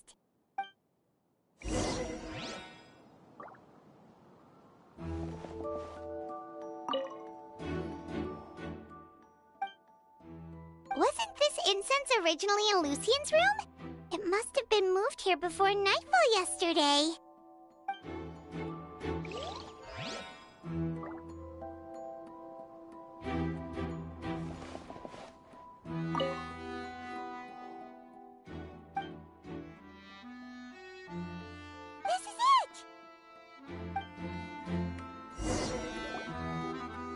glaze lily, huh? I think I've heard of it before. It's a flower from Liyue, right? Well, did you know it only blooms at night? Emilie, you're back! Exactly as expected. A flower that only blooms at night. Ah, like the Neelitpala lotus. Exactly. Although the Neelitpala lotus wouldn't be a good substitute in this scenario. When it's closed, the gaps between the petals are too large. That's why Kiria chose the glaze lily as his mechanism. He would start by preparing an agouti sample.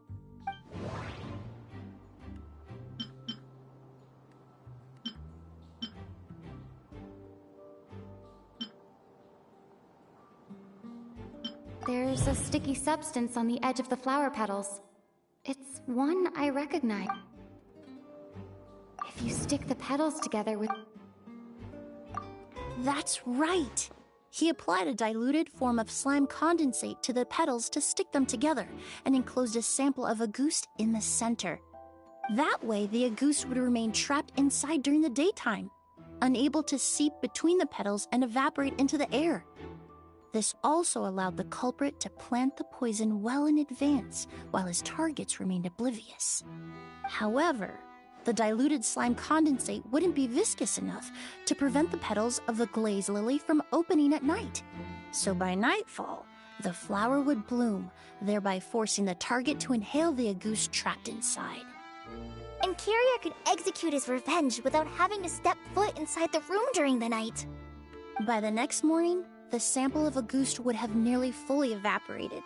The glaze lily would have already closed its petals, and any lingering odor would be concealed by the fragrance of the other flowers in the room. Wait a second. You're telling me this version of agouti is so toxic, inhaling the minute amount trapped inside a flower is enough to kill a grown man? And how did Edgar even survive ingesting a whole bottle of the stuff? That's because agouti is just as dangerous now as it was all those years ago.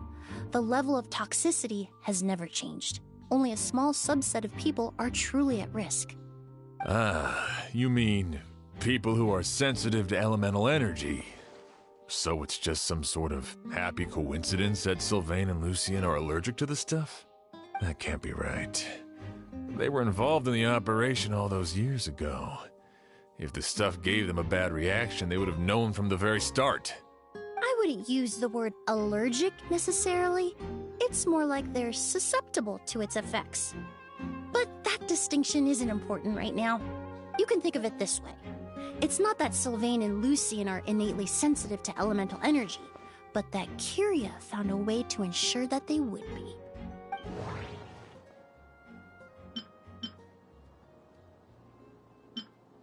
In Fontaine, I experienced how drinking primordial seawater made me more attuned with the element of hydro. But that substance would be hard to get around here. All kinds of essential oils commonly found in alchemical products can temporarily increase elemental affinity. But it would be difficult to force someone to use them without knowing it. The incense I smelled earlier seemed familiar. Thinking back on it, I'm almost certain it was the scent of Spirit Borneal. In Sumeru, scholars use Spirit Borneal to aid meditation and stimulate their connection to the Dendro Archon. Alchemically produced essential oils, the primordial seawater that caused unrest in Fontaine not too long ago. All of those are substances that can heighten your sensitivity to elemental energy. That stuff gave us a lot of trouble when we first came to Sumeru. Ah, yes. I definitely remember that. In Sumeru, it's not uncommon to use incense indoors, so its presence wouldn't arouse suspicion. The flowers in the room could also serve to mask the scent. Flowers were pretty important to this plan, huh? The glaze lily is native to Liyue. It would be completely unnatural to have one here in Sumeru if it weren't for the exhibition.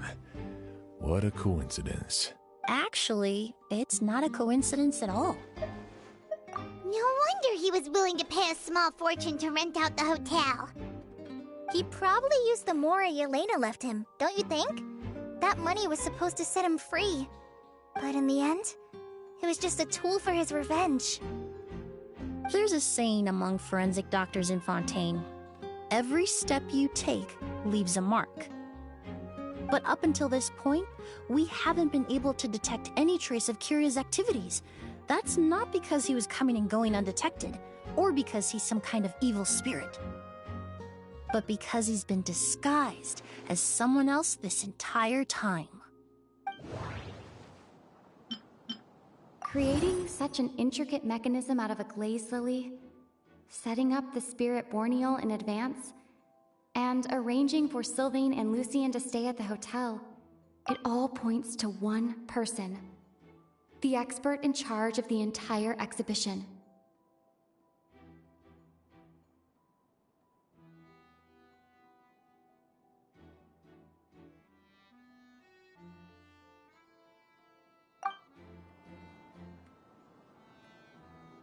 The Mora spent to rent out the hotel, the way the Auguste flower was cultivated, the method used to disguise his appearance, it all points to one person. The boy who inherited Yelena's legacy, her younger brother.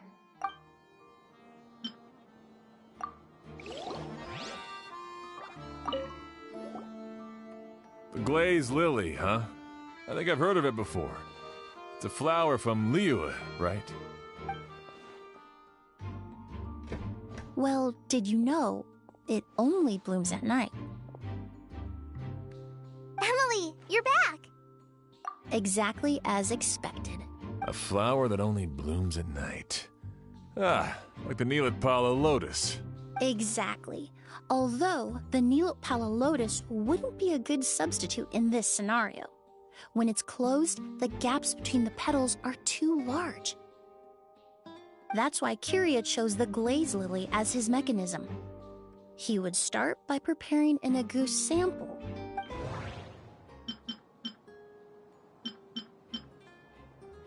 If applied to the outside, that doesn't sound right. I need to...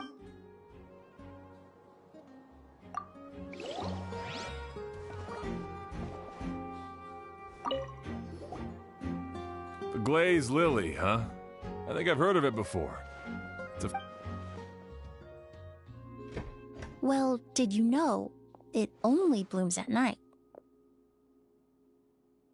Emilie, you're back! Exactly as expected. A flower that only blooms at night. Exactly. Although, that's why Kiria chose the glaze...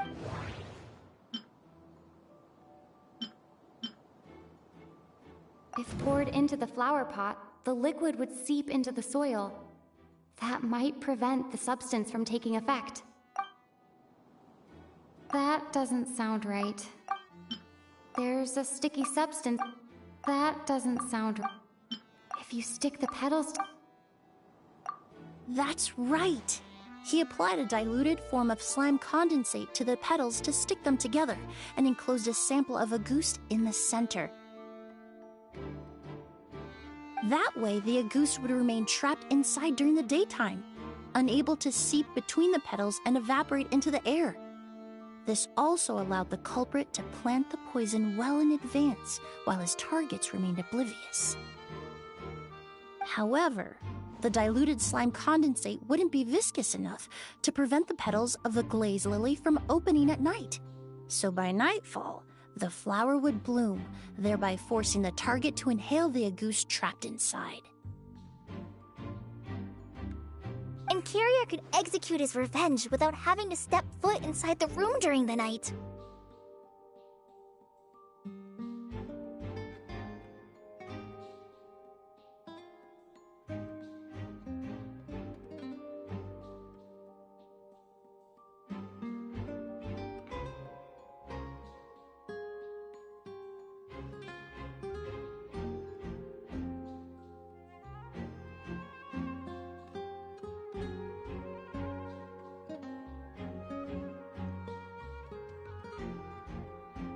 By the next morning, the sample of Auguste would have nearly fully evaporated.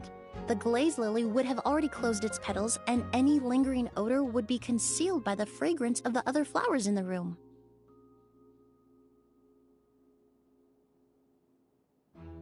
wait a second. You're telling me this version of a goose is so toxic, inhaling the minute amount trapped inside a flower is enough to kill a grown man? And how did Edgar even survive ingesting a whole bottle of the stuff? That's because a goose is just as dangerous now as it was all those years ago. The level of toxicity has never changed. Only a small subset of people are truly at risk. Ah, you mean people who are sensitive to elemental energy. So it's just some sort of happy coincidence that Sylvain and Lucien are allergic to the stuff? That can't be right. They were involved in the operation all those years ago. If the stuff gave them a bad reaction, they would have known from the very start. I wouldn't use the word allergic necessarily. It's more like they're susceptible to its effects. But that distinction isn't important right now. You can think of it this way. It's not that Sylvain and Lucien are innately sensitive to elemental energy, but that Kyria found a way to ensure that they would be.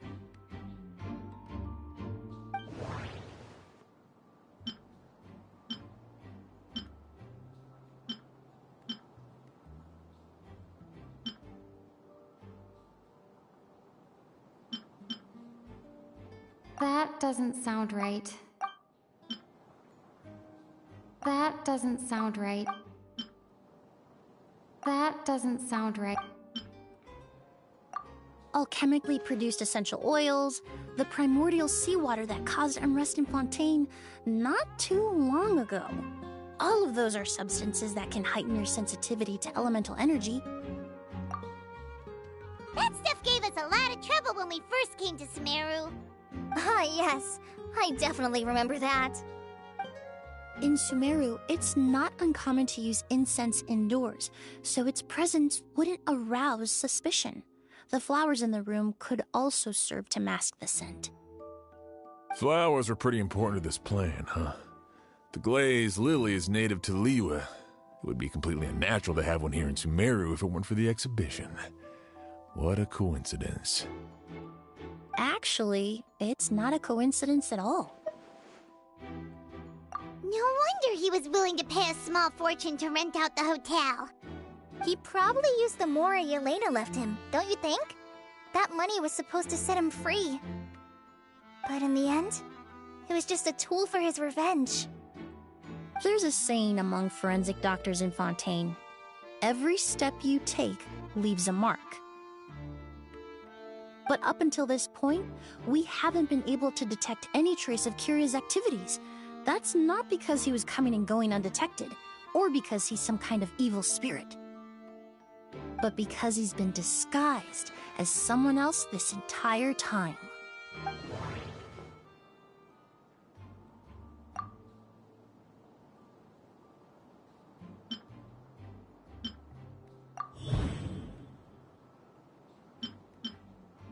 Kyria and Edgar are one and the same.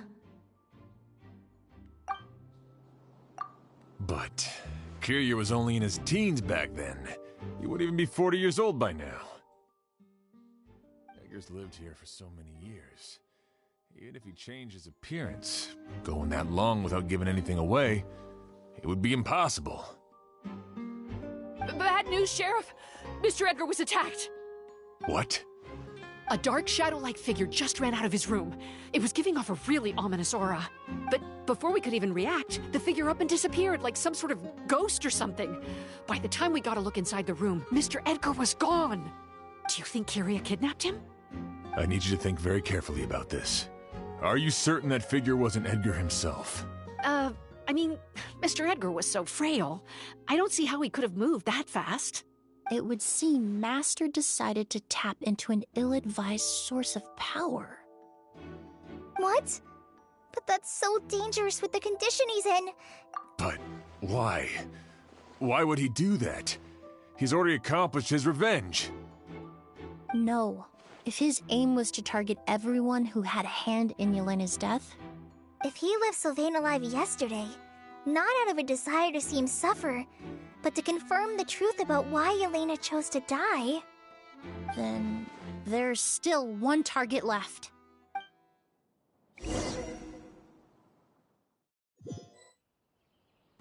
The shadow-like figure ran in the direction of the elevator, and my partner immediately chased after them. We should hurry before they're forced to confront each other.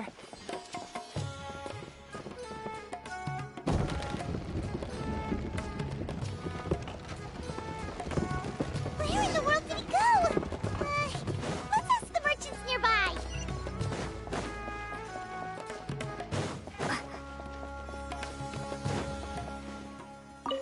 A shadow-like figure with an ominous aura. Sorry, I didn't see anything. I was busy taking inventory.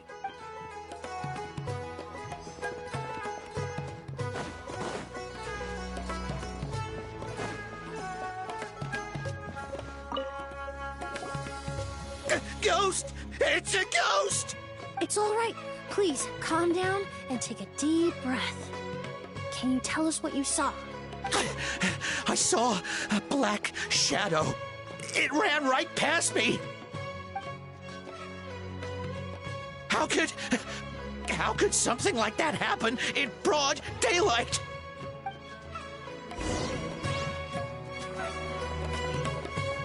This is terrifying.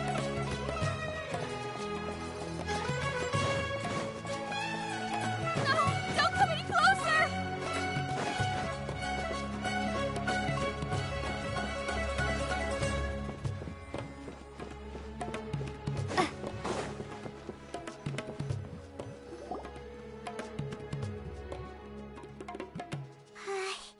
If we go any further, we'll be out of Port Ormos.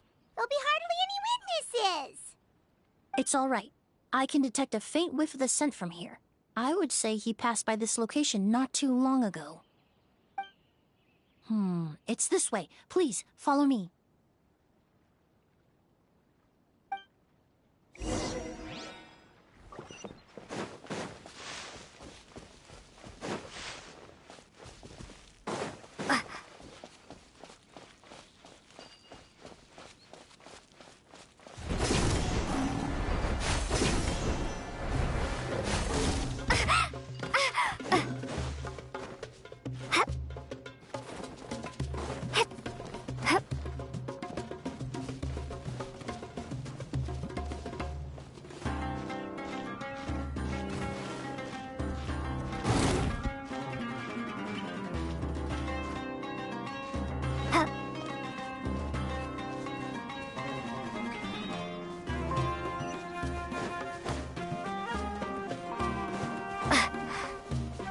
The scent is getting stronger. This must be the place.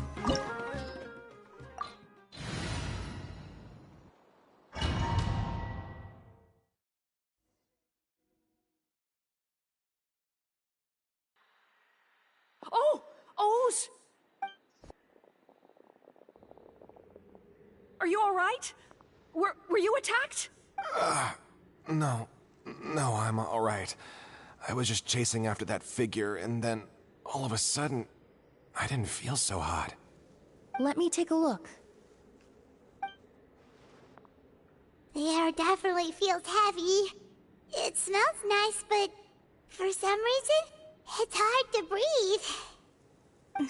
This feeling, I've encountered it before. Everything looks all right. It was probably just the stress of the chase, combined with the impact of the environment. A bit of rest would do you some good. I can't rest. Mr. Edgar is still in there. He taught my sister how to make perfume. He's a good man. I can't just abandon him to die by Curia's hand. Oz, you need to calm down and listen to me. Edgar is the one we're after. He and Curia are the same person. But how is that possible? I thought you said Curia was in his 30s. Mr. Edgar is 70-something. Changing your appearance to look decades older, that doesn't seem possible. That's precisely why he had to resort to extraordinary measures to age himself. Curia used a delusion to bring back the Auguste flower, corroding his body in the process, just like his older sister. No. He couldn't have. Mr. Edgar has been in Port Ormos for years. If someone started impersonating him all of a sudden, we would have noticed. And what if the impersonation started before he ever set foot in Sumeru? I've yet to confirm it, but I suspect Kyria killed the real Edgar in Fontaine not long after his release from prison. While Edgar was incarcerated, Kyria started making preparations to replace him, including forcefully aging his body, studying perfumery, and planning the real Edgar's demise. The new Edgar then decided to relocate to Sumeru, seemingly out of an innocuous desire to let go of the past. He even left perfume making in favor of mentoring students. But these decisions were all for a specific purpose: the need to distance himself from anyone who might see through the facade. And Sumeru fit the bill to a T, with no one around to question his identity. All he had to do was grow a beard, don a pair of glasses, make a few minor alterations to his appearance, and everyone would believe he was exactly who he claimed: Edgar, a perfumer from Fontaine. As the years went by, he removed his disguise little by little and continued to refine his skills. It would have been a gradual process, one that ensured no one around him would notice anything unusual. That explains why Sylvain said he barely recognized Edgar back at the hotel! He aged himself decades beyond his years just so he could accomplish his revenge! Is that even worth it? I need to find Mr. Edgar. He's not that kind of person. He can't be. What you really need is to get out of here and rest. No, I can keep going. Wait! This environment is likely being influenced by the delusion. Any discomfort, no matter how slight, should not be treated lightly. I know how to relieve your symptoms, Mr. Ooze. Please come with me and rest. I'm sure Kyria... No, Edgar wouldn't want any more innocent people implicated in all this. Kale's right. The Traveler and I will take things from here. From our brief exposure to a goose, it would seem the substance has little effect on us. This leads me to believe those blessed with a vision or capable of wielding elemental power are more resistant to the effects of abnormal elemental energy. In other words, this environment doesn't pose as much of a risk to us. Actually, now that I think about it, this stronghold likely has multiple points of entry. If the target were to escape from a different point of entry, that might allow him to evade capture. I hate to trouble you, but we need people to survey the perimeter. Thanks. Hear that? We're heading out. There's work to be done. Ooze, head back to Port Ormos and start gathering reinforcements. Got it. Traveler, Emilie, Paimon, please be careful. For someone whose only purpose in life is revenge, there's no telling what they'll do when there's no reason to move forward. Don't worry. This isn't the end. Not for us or for Kyria. We're not going to let a goose kill anyone else. It's time for the mythos to fade into obscurity.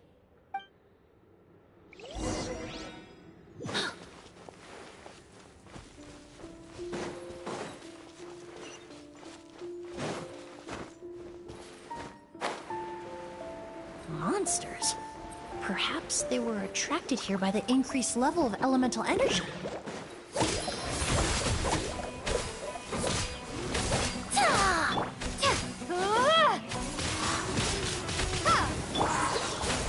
Oh, so sorry. Extract!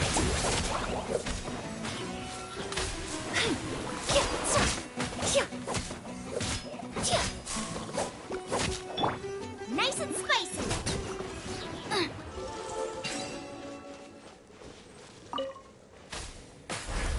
I've never seen these seeds before.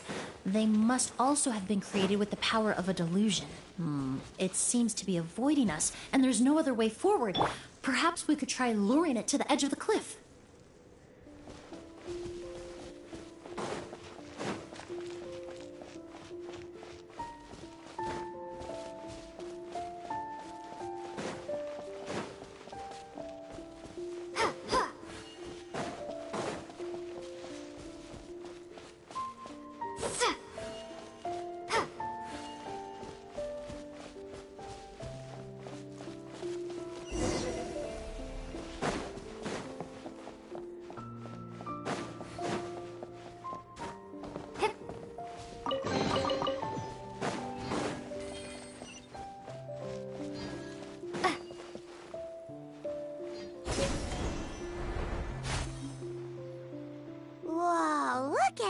a goose flowers!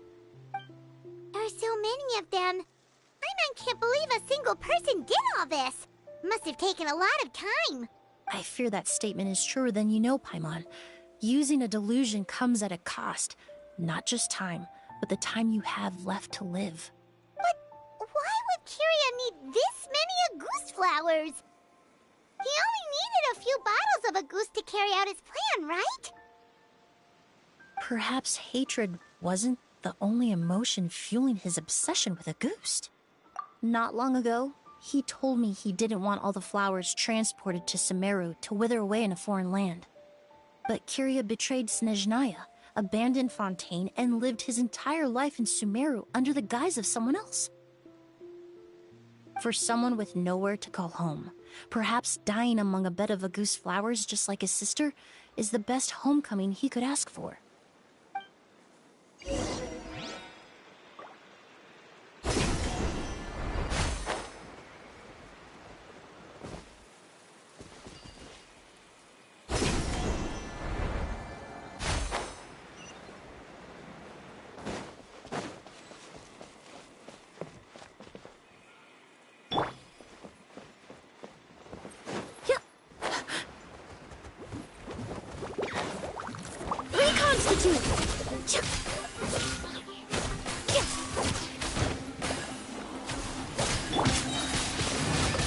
Windblade! Yeah! I was poorly prepared. Extract! This'll brighten up the place.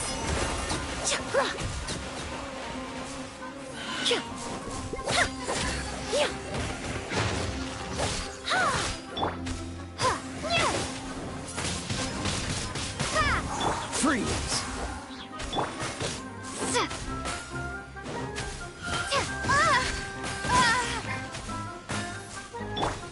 Neutralize!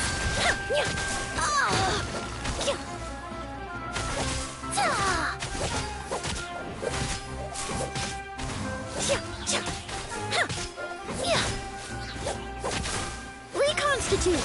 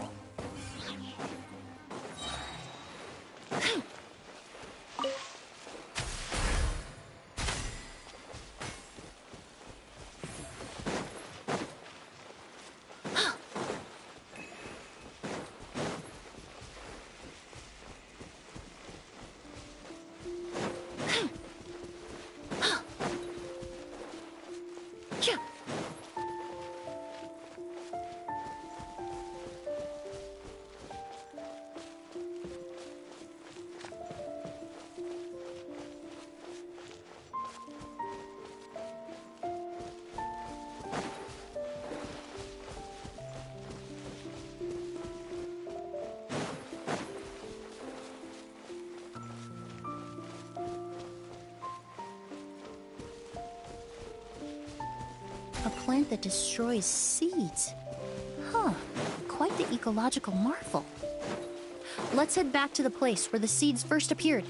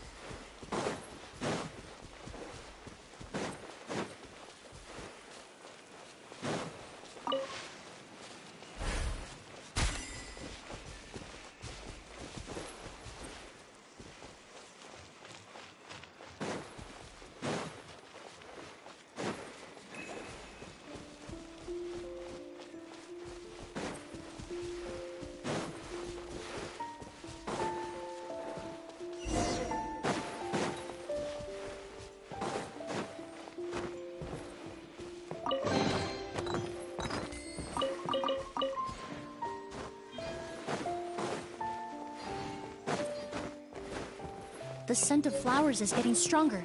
We're almost at the end.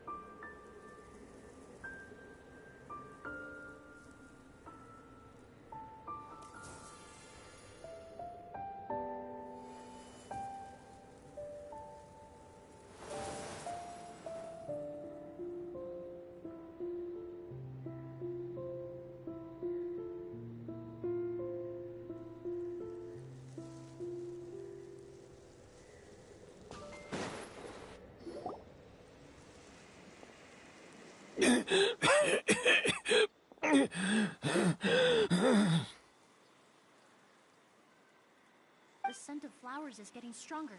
We're almost at the end. Did they catch up that fast? No. My strength is just waning.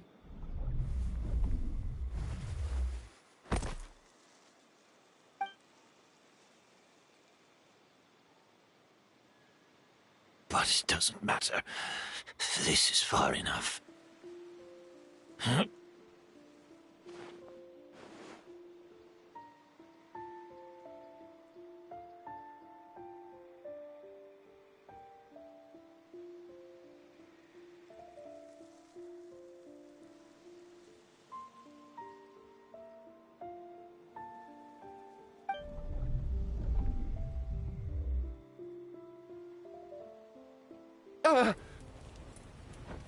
This is a garden of Auguste flowers. But it's not mine. It's the one that was set on fire all those years ago in Fontaine. Yelena? Yelena! You tried to hide it from me, but I always understood. The reason why you continued to use the delusion, the reason why you set your garden on fire, it was all because of me. I shouldn't have listened to you that day. I shouldn't have taken the Mora and ran. But by the time I realized something wasn't right, there was nothing left. The flowers were gone. And so were you. I know I'm almost 20 years too late. I should have come looking for you earlier. I should have died with you that day. Yelena?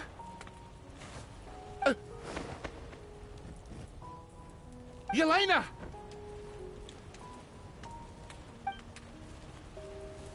No! Don't leave me! Please! Yelena!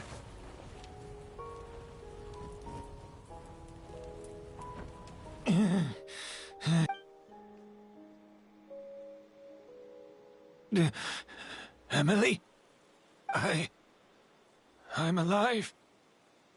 No, that's not possible. I saw her. Yelena, we were together. That was an illusion, likely brought about by the residual toxin in your body coupled with the pollen in the air, neither of which are fatal. No. The amount of Auguste I drank, it should have been enough. A fake? But how? We started making the preparations last night with one goal in mind: to create a perfect accord. The accord is the basis of perfume making, the product in its most primitive form. Ambergris mixed with cedarwood, rounded out with a base note of agarwood. This is the scent of leather? Exactly. We're unable to extract essential oils from leather, but by combining other raw materials, we can recreate its essence. That is the purpose of an accord. Does that mean you can recreate any scent in the whole world? I'm afraid not. Certain fragrances in this world are simply one of a kind. That quality is what draws people in and fuels their obsessions. If I wear a goose to the ball, I'll also be one of a kind. Our competitor already got their hands on it. It doesn't matter how much it costs. I have to buy something better. This fragrance will be one of a kind no more. Myths can be deconstructed. Miracles can be recreated. All it takes is skill, experience, limitless exploration, and a little patience.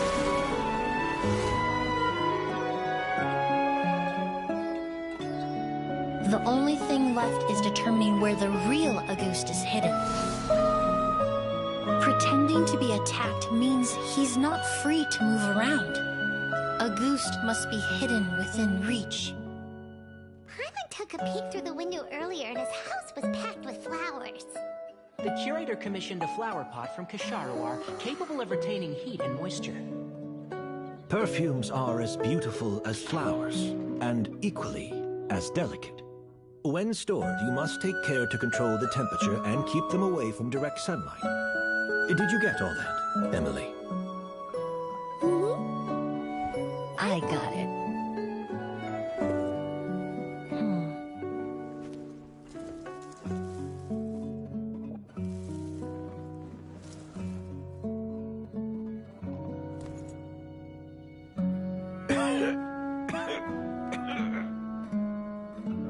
Did you hear? Someone was attacked again last night. So, Sylvain is dead. Is that right? Yes, Master.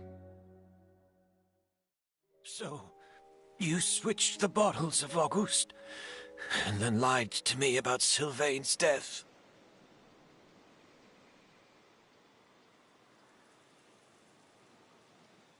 Convincing you that your revenge had been completed was the easiest way to get you to let down your guard.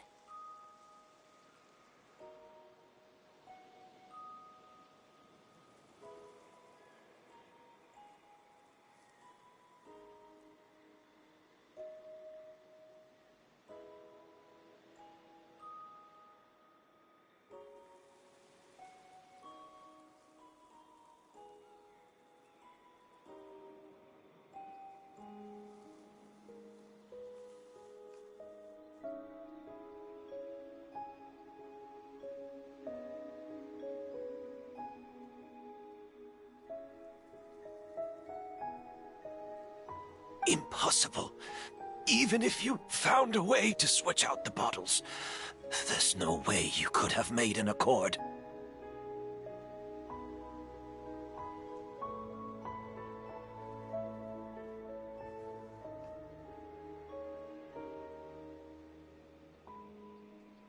If Auguste was so easy to replicate, Yelena wouldn't have. It was a combination of rainbow roses, glaze lilies, and Cecilias. Those ingredients would have conflicted with each other if you tried to combine them in the past. But recently, we found a way for them to work together.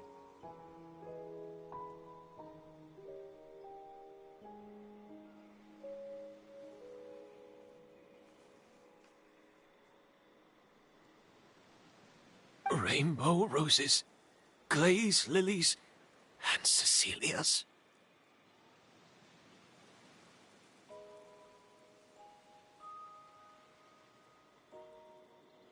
Auguste was created over 10 years ago. All this time, people never stopped analyzing it, never stopped trying to recreate it.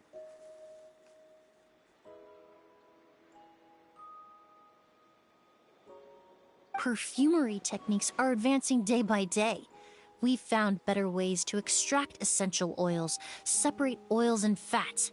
We even discovered new ways to combine fragrances together.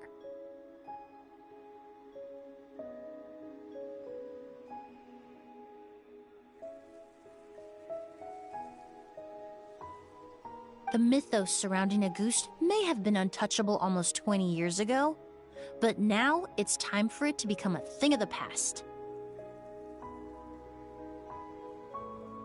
The past? You've been working as a perfumer for all these years. You should have always known that it is possible to make an accord, even if only in theory. But the meaning you assigned to Auguste became so inflated, you allowed yourself to get lost in it. Just like the perfume mania that captivated the public all those years ago. You believed in its divinity and grandeur. You believed it was entirely one of a kind. Your obsession with Auguste is also what allowed us to predict how you intended your plan to end, and to make preparations in advance.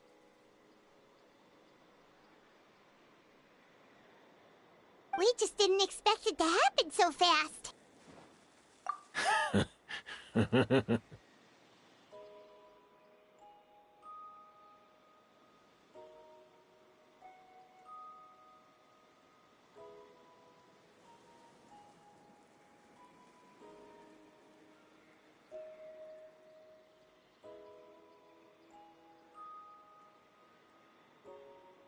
Well, you hit the nail on the head now, didn't you?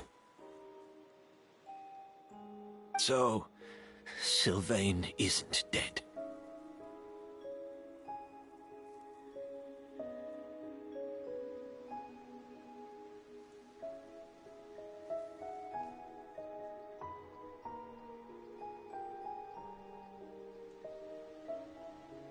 Since you've been preparing your accord since last night, I assume you've also figured out my method, then.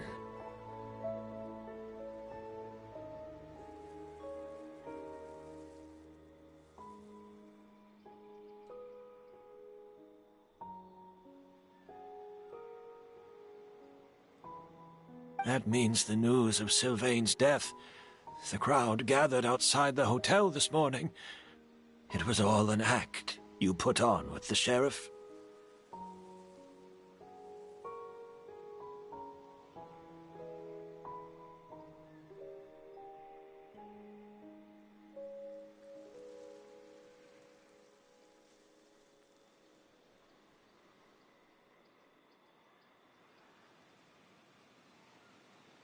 Yes. If we hadn't, you might have resorted to the delusion out of desperation, or continued to use your Spirit Borneal and Auguste combination to wreak havoc.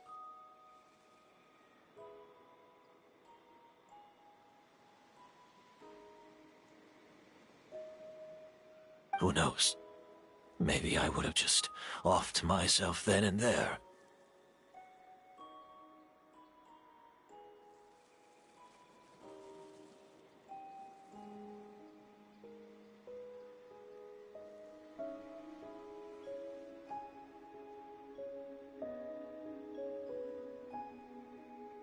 I know if you had things your way, you would carry the truth of Edgar's demise and the secrets of this garden to the grave, but I'm sorry, Master. I don't want to see any more death. Sylvain only inhaled a small amount of poison. He's being detained as we speak. All the crimes he concealed back then will be exposed in a court of law for everyone to see, and all his secrets will be revealed. The same goes for you as well. Is that so?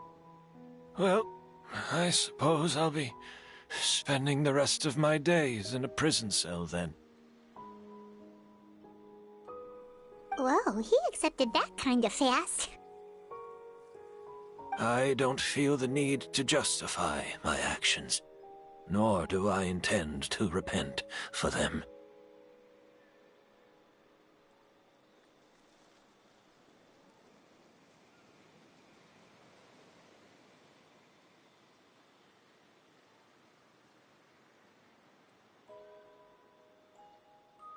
I did what I set out to do. I may have lost in the end, but it was my choice every step of the way. And if I could do it all over again... But there's no going back, is there? Careful, everyone. This environment is dangerous. I'll lead the way. Stick close and hurry up. We can't let Edgar die. Looks like I'm almost out of time. Although, I do have one final question, Emilie. Of course, Master. The combination you used to make your accord. How did you figure it out? The scent of a goose is complex and varied, yet the main ingredient consists of a single variety of flower. So, as I was analyzing the sample yesterday, I got to thinking, what if the scent of the Auguste flower was already imbued with that complexity during its cultivation? You're saying Yelena designed Auguste to have the scent of multiple flowers? Rainbow roses, glaze lilies, Cecilias. The perfumers of the past knew that if you combine their essential oils directly, they would just cancel each other out. It was a conundrum they could never solve. But if you cultivate a new flower species that intrinsically carries the unique features of those three scents, you can bypass that issue entirely.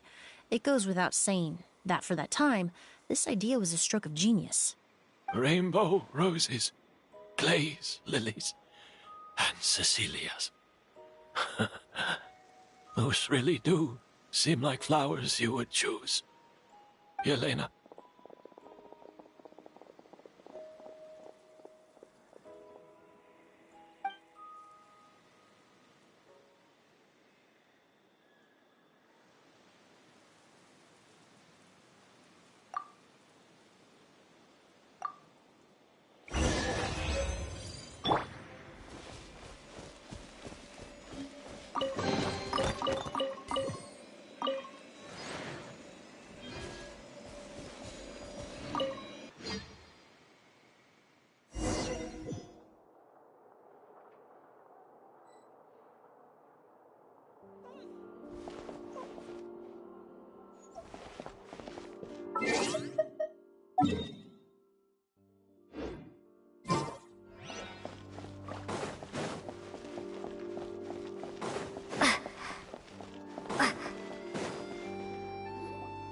Did you know? Miss Emilie's releasing a new perfume! Right, I heard about that. I think it's called Yelena. Seems like everyone in Fontaine is talking about the new perfume you're releasing. I was hoping to release it without such a fuss, but the news spread way faster than I expected. I just hope it won't become the source of some new myth, especially after all the work we did to demystify Auguste. I did, although I made a few modifications to the formula to make the scent more pleasant and long-lasting. I actually brought a few samples with me today. I hope they're to your liking. Also, I was hoping you could try out the fragrance before I officially release it and tell me your thoughts. Of course! A good sense of taste and sense of smell go hand in hand, you know? Just leave it to Paimon!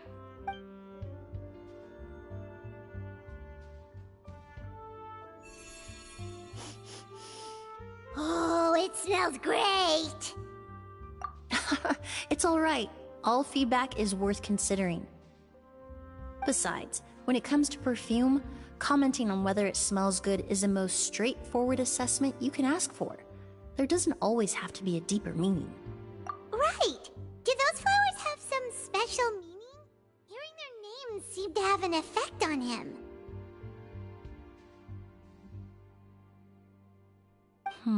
If I had to guess, I'd say it probably has something to do with the language of flowers. The language of flowers? Oh, we've heard of that before! Paimon remembers hearing something like, the Cecilia represents the true feelings of the prodigal son? What each flower is said to represent varies by person and across different moments in history. The same is true for the flowers that make up the scent of Auguste. After returning to Fontaine, I did some research, and it turns out the meanings of those three flowers can be reassembled to form a single phrase. Forget the past and keep on living. Perhaps that's the legacy Yelena always intended, not the nobility and grandeur most people associate with a Goost. You think Kiria knew about that?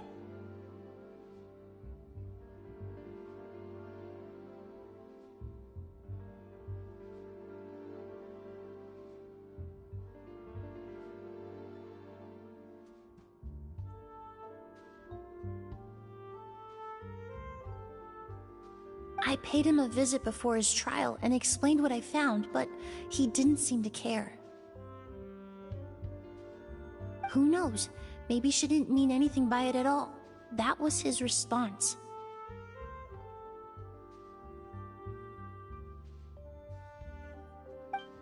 Yelena is gone. We'll never know what she was thinking. We can look for meaning all we want, but it'll never be anything but conjecture. Even if that is what she was trying to say, I would never be able to forget her. Avenging her death? That was the meaning I chose for my life. Kiria cultivated his revenge like a flower. He was committed to making it bloom, even if in the end, it didn't bear the fruit he was hoping for. In any case, he did want me to pass along his thanks. Thank you for saving my life, for giving me the chance to learn that a Goost could have carried a very different meaning. Love and hatred are a privilege of the living. When someone dies, their thoughts, feelings, and intentions die with them. In that sense, what a Goost truly represents in the language of flowers will forever remain a mystery. But even if it's only a conjecture, I would like to believe my own interpretation.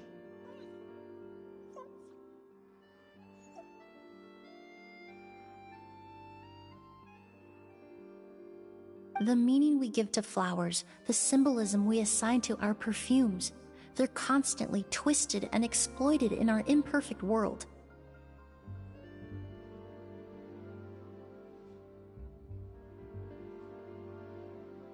And yet, at the very outset, they're born from the simplest and most beautiful desires we hold in our heart.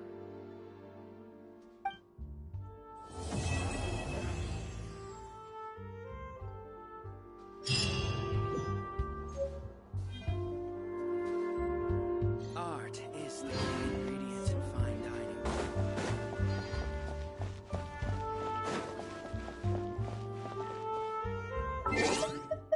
dining.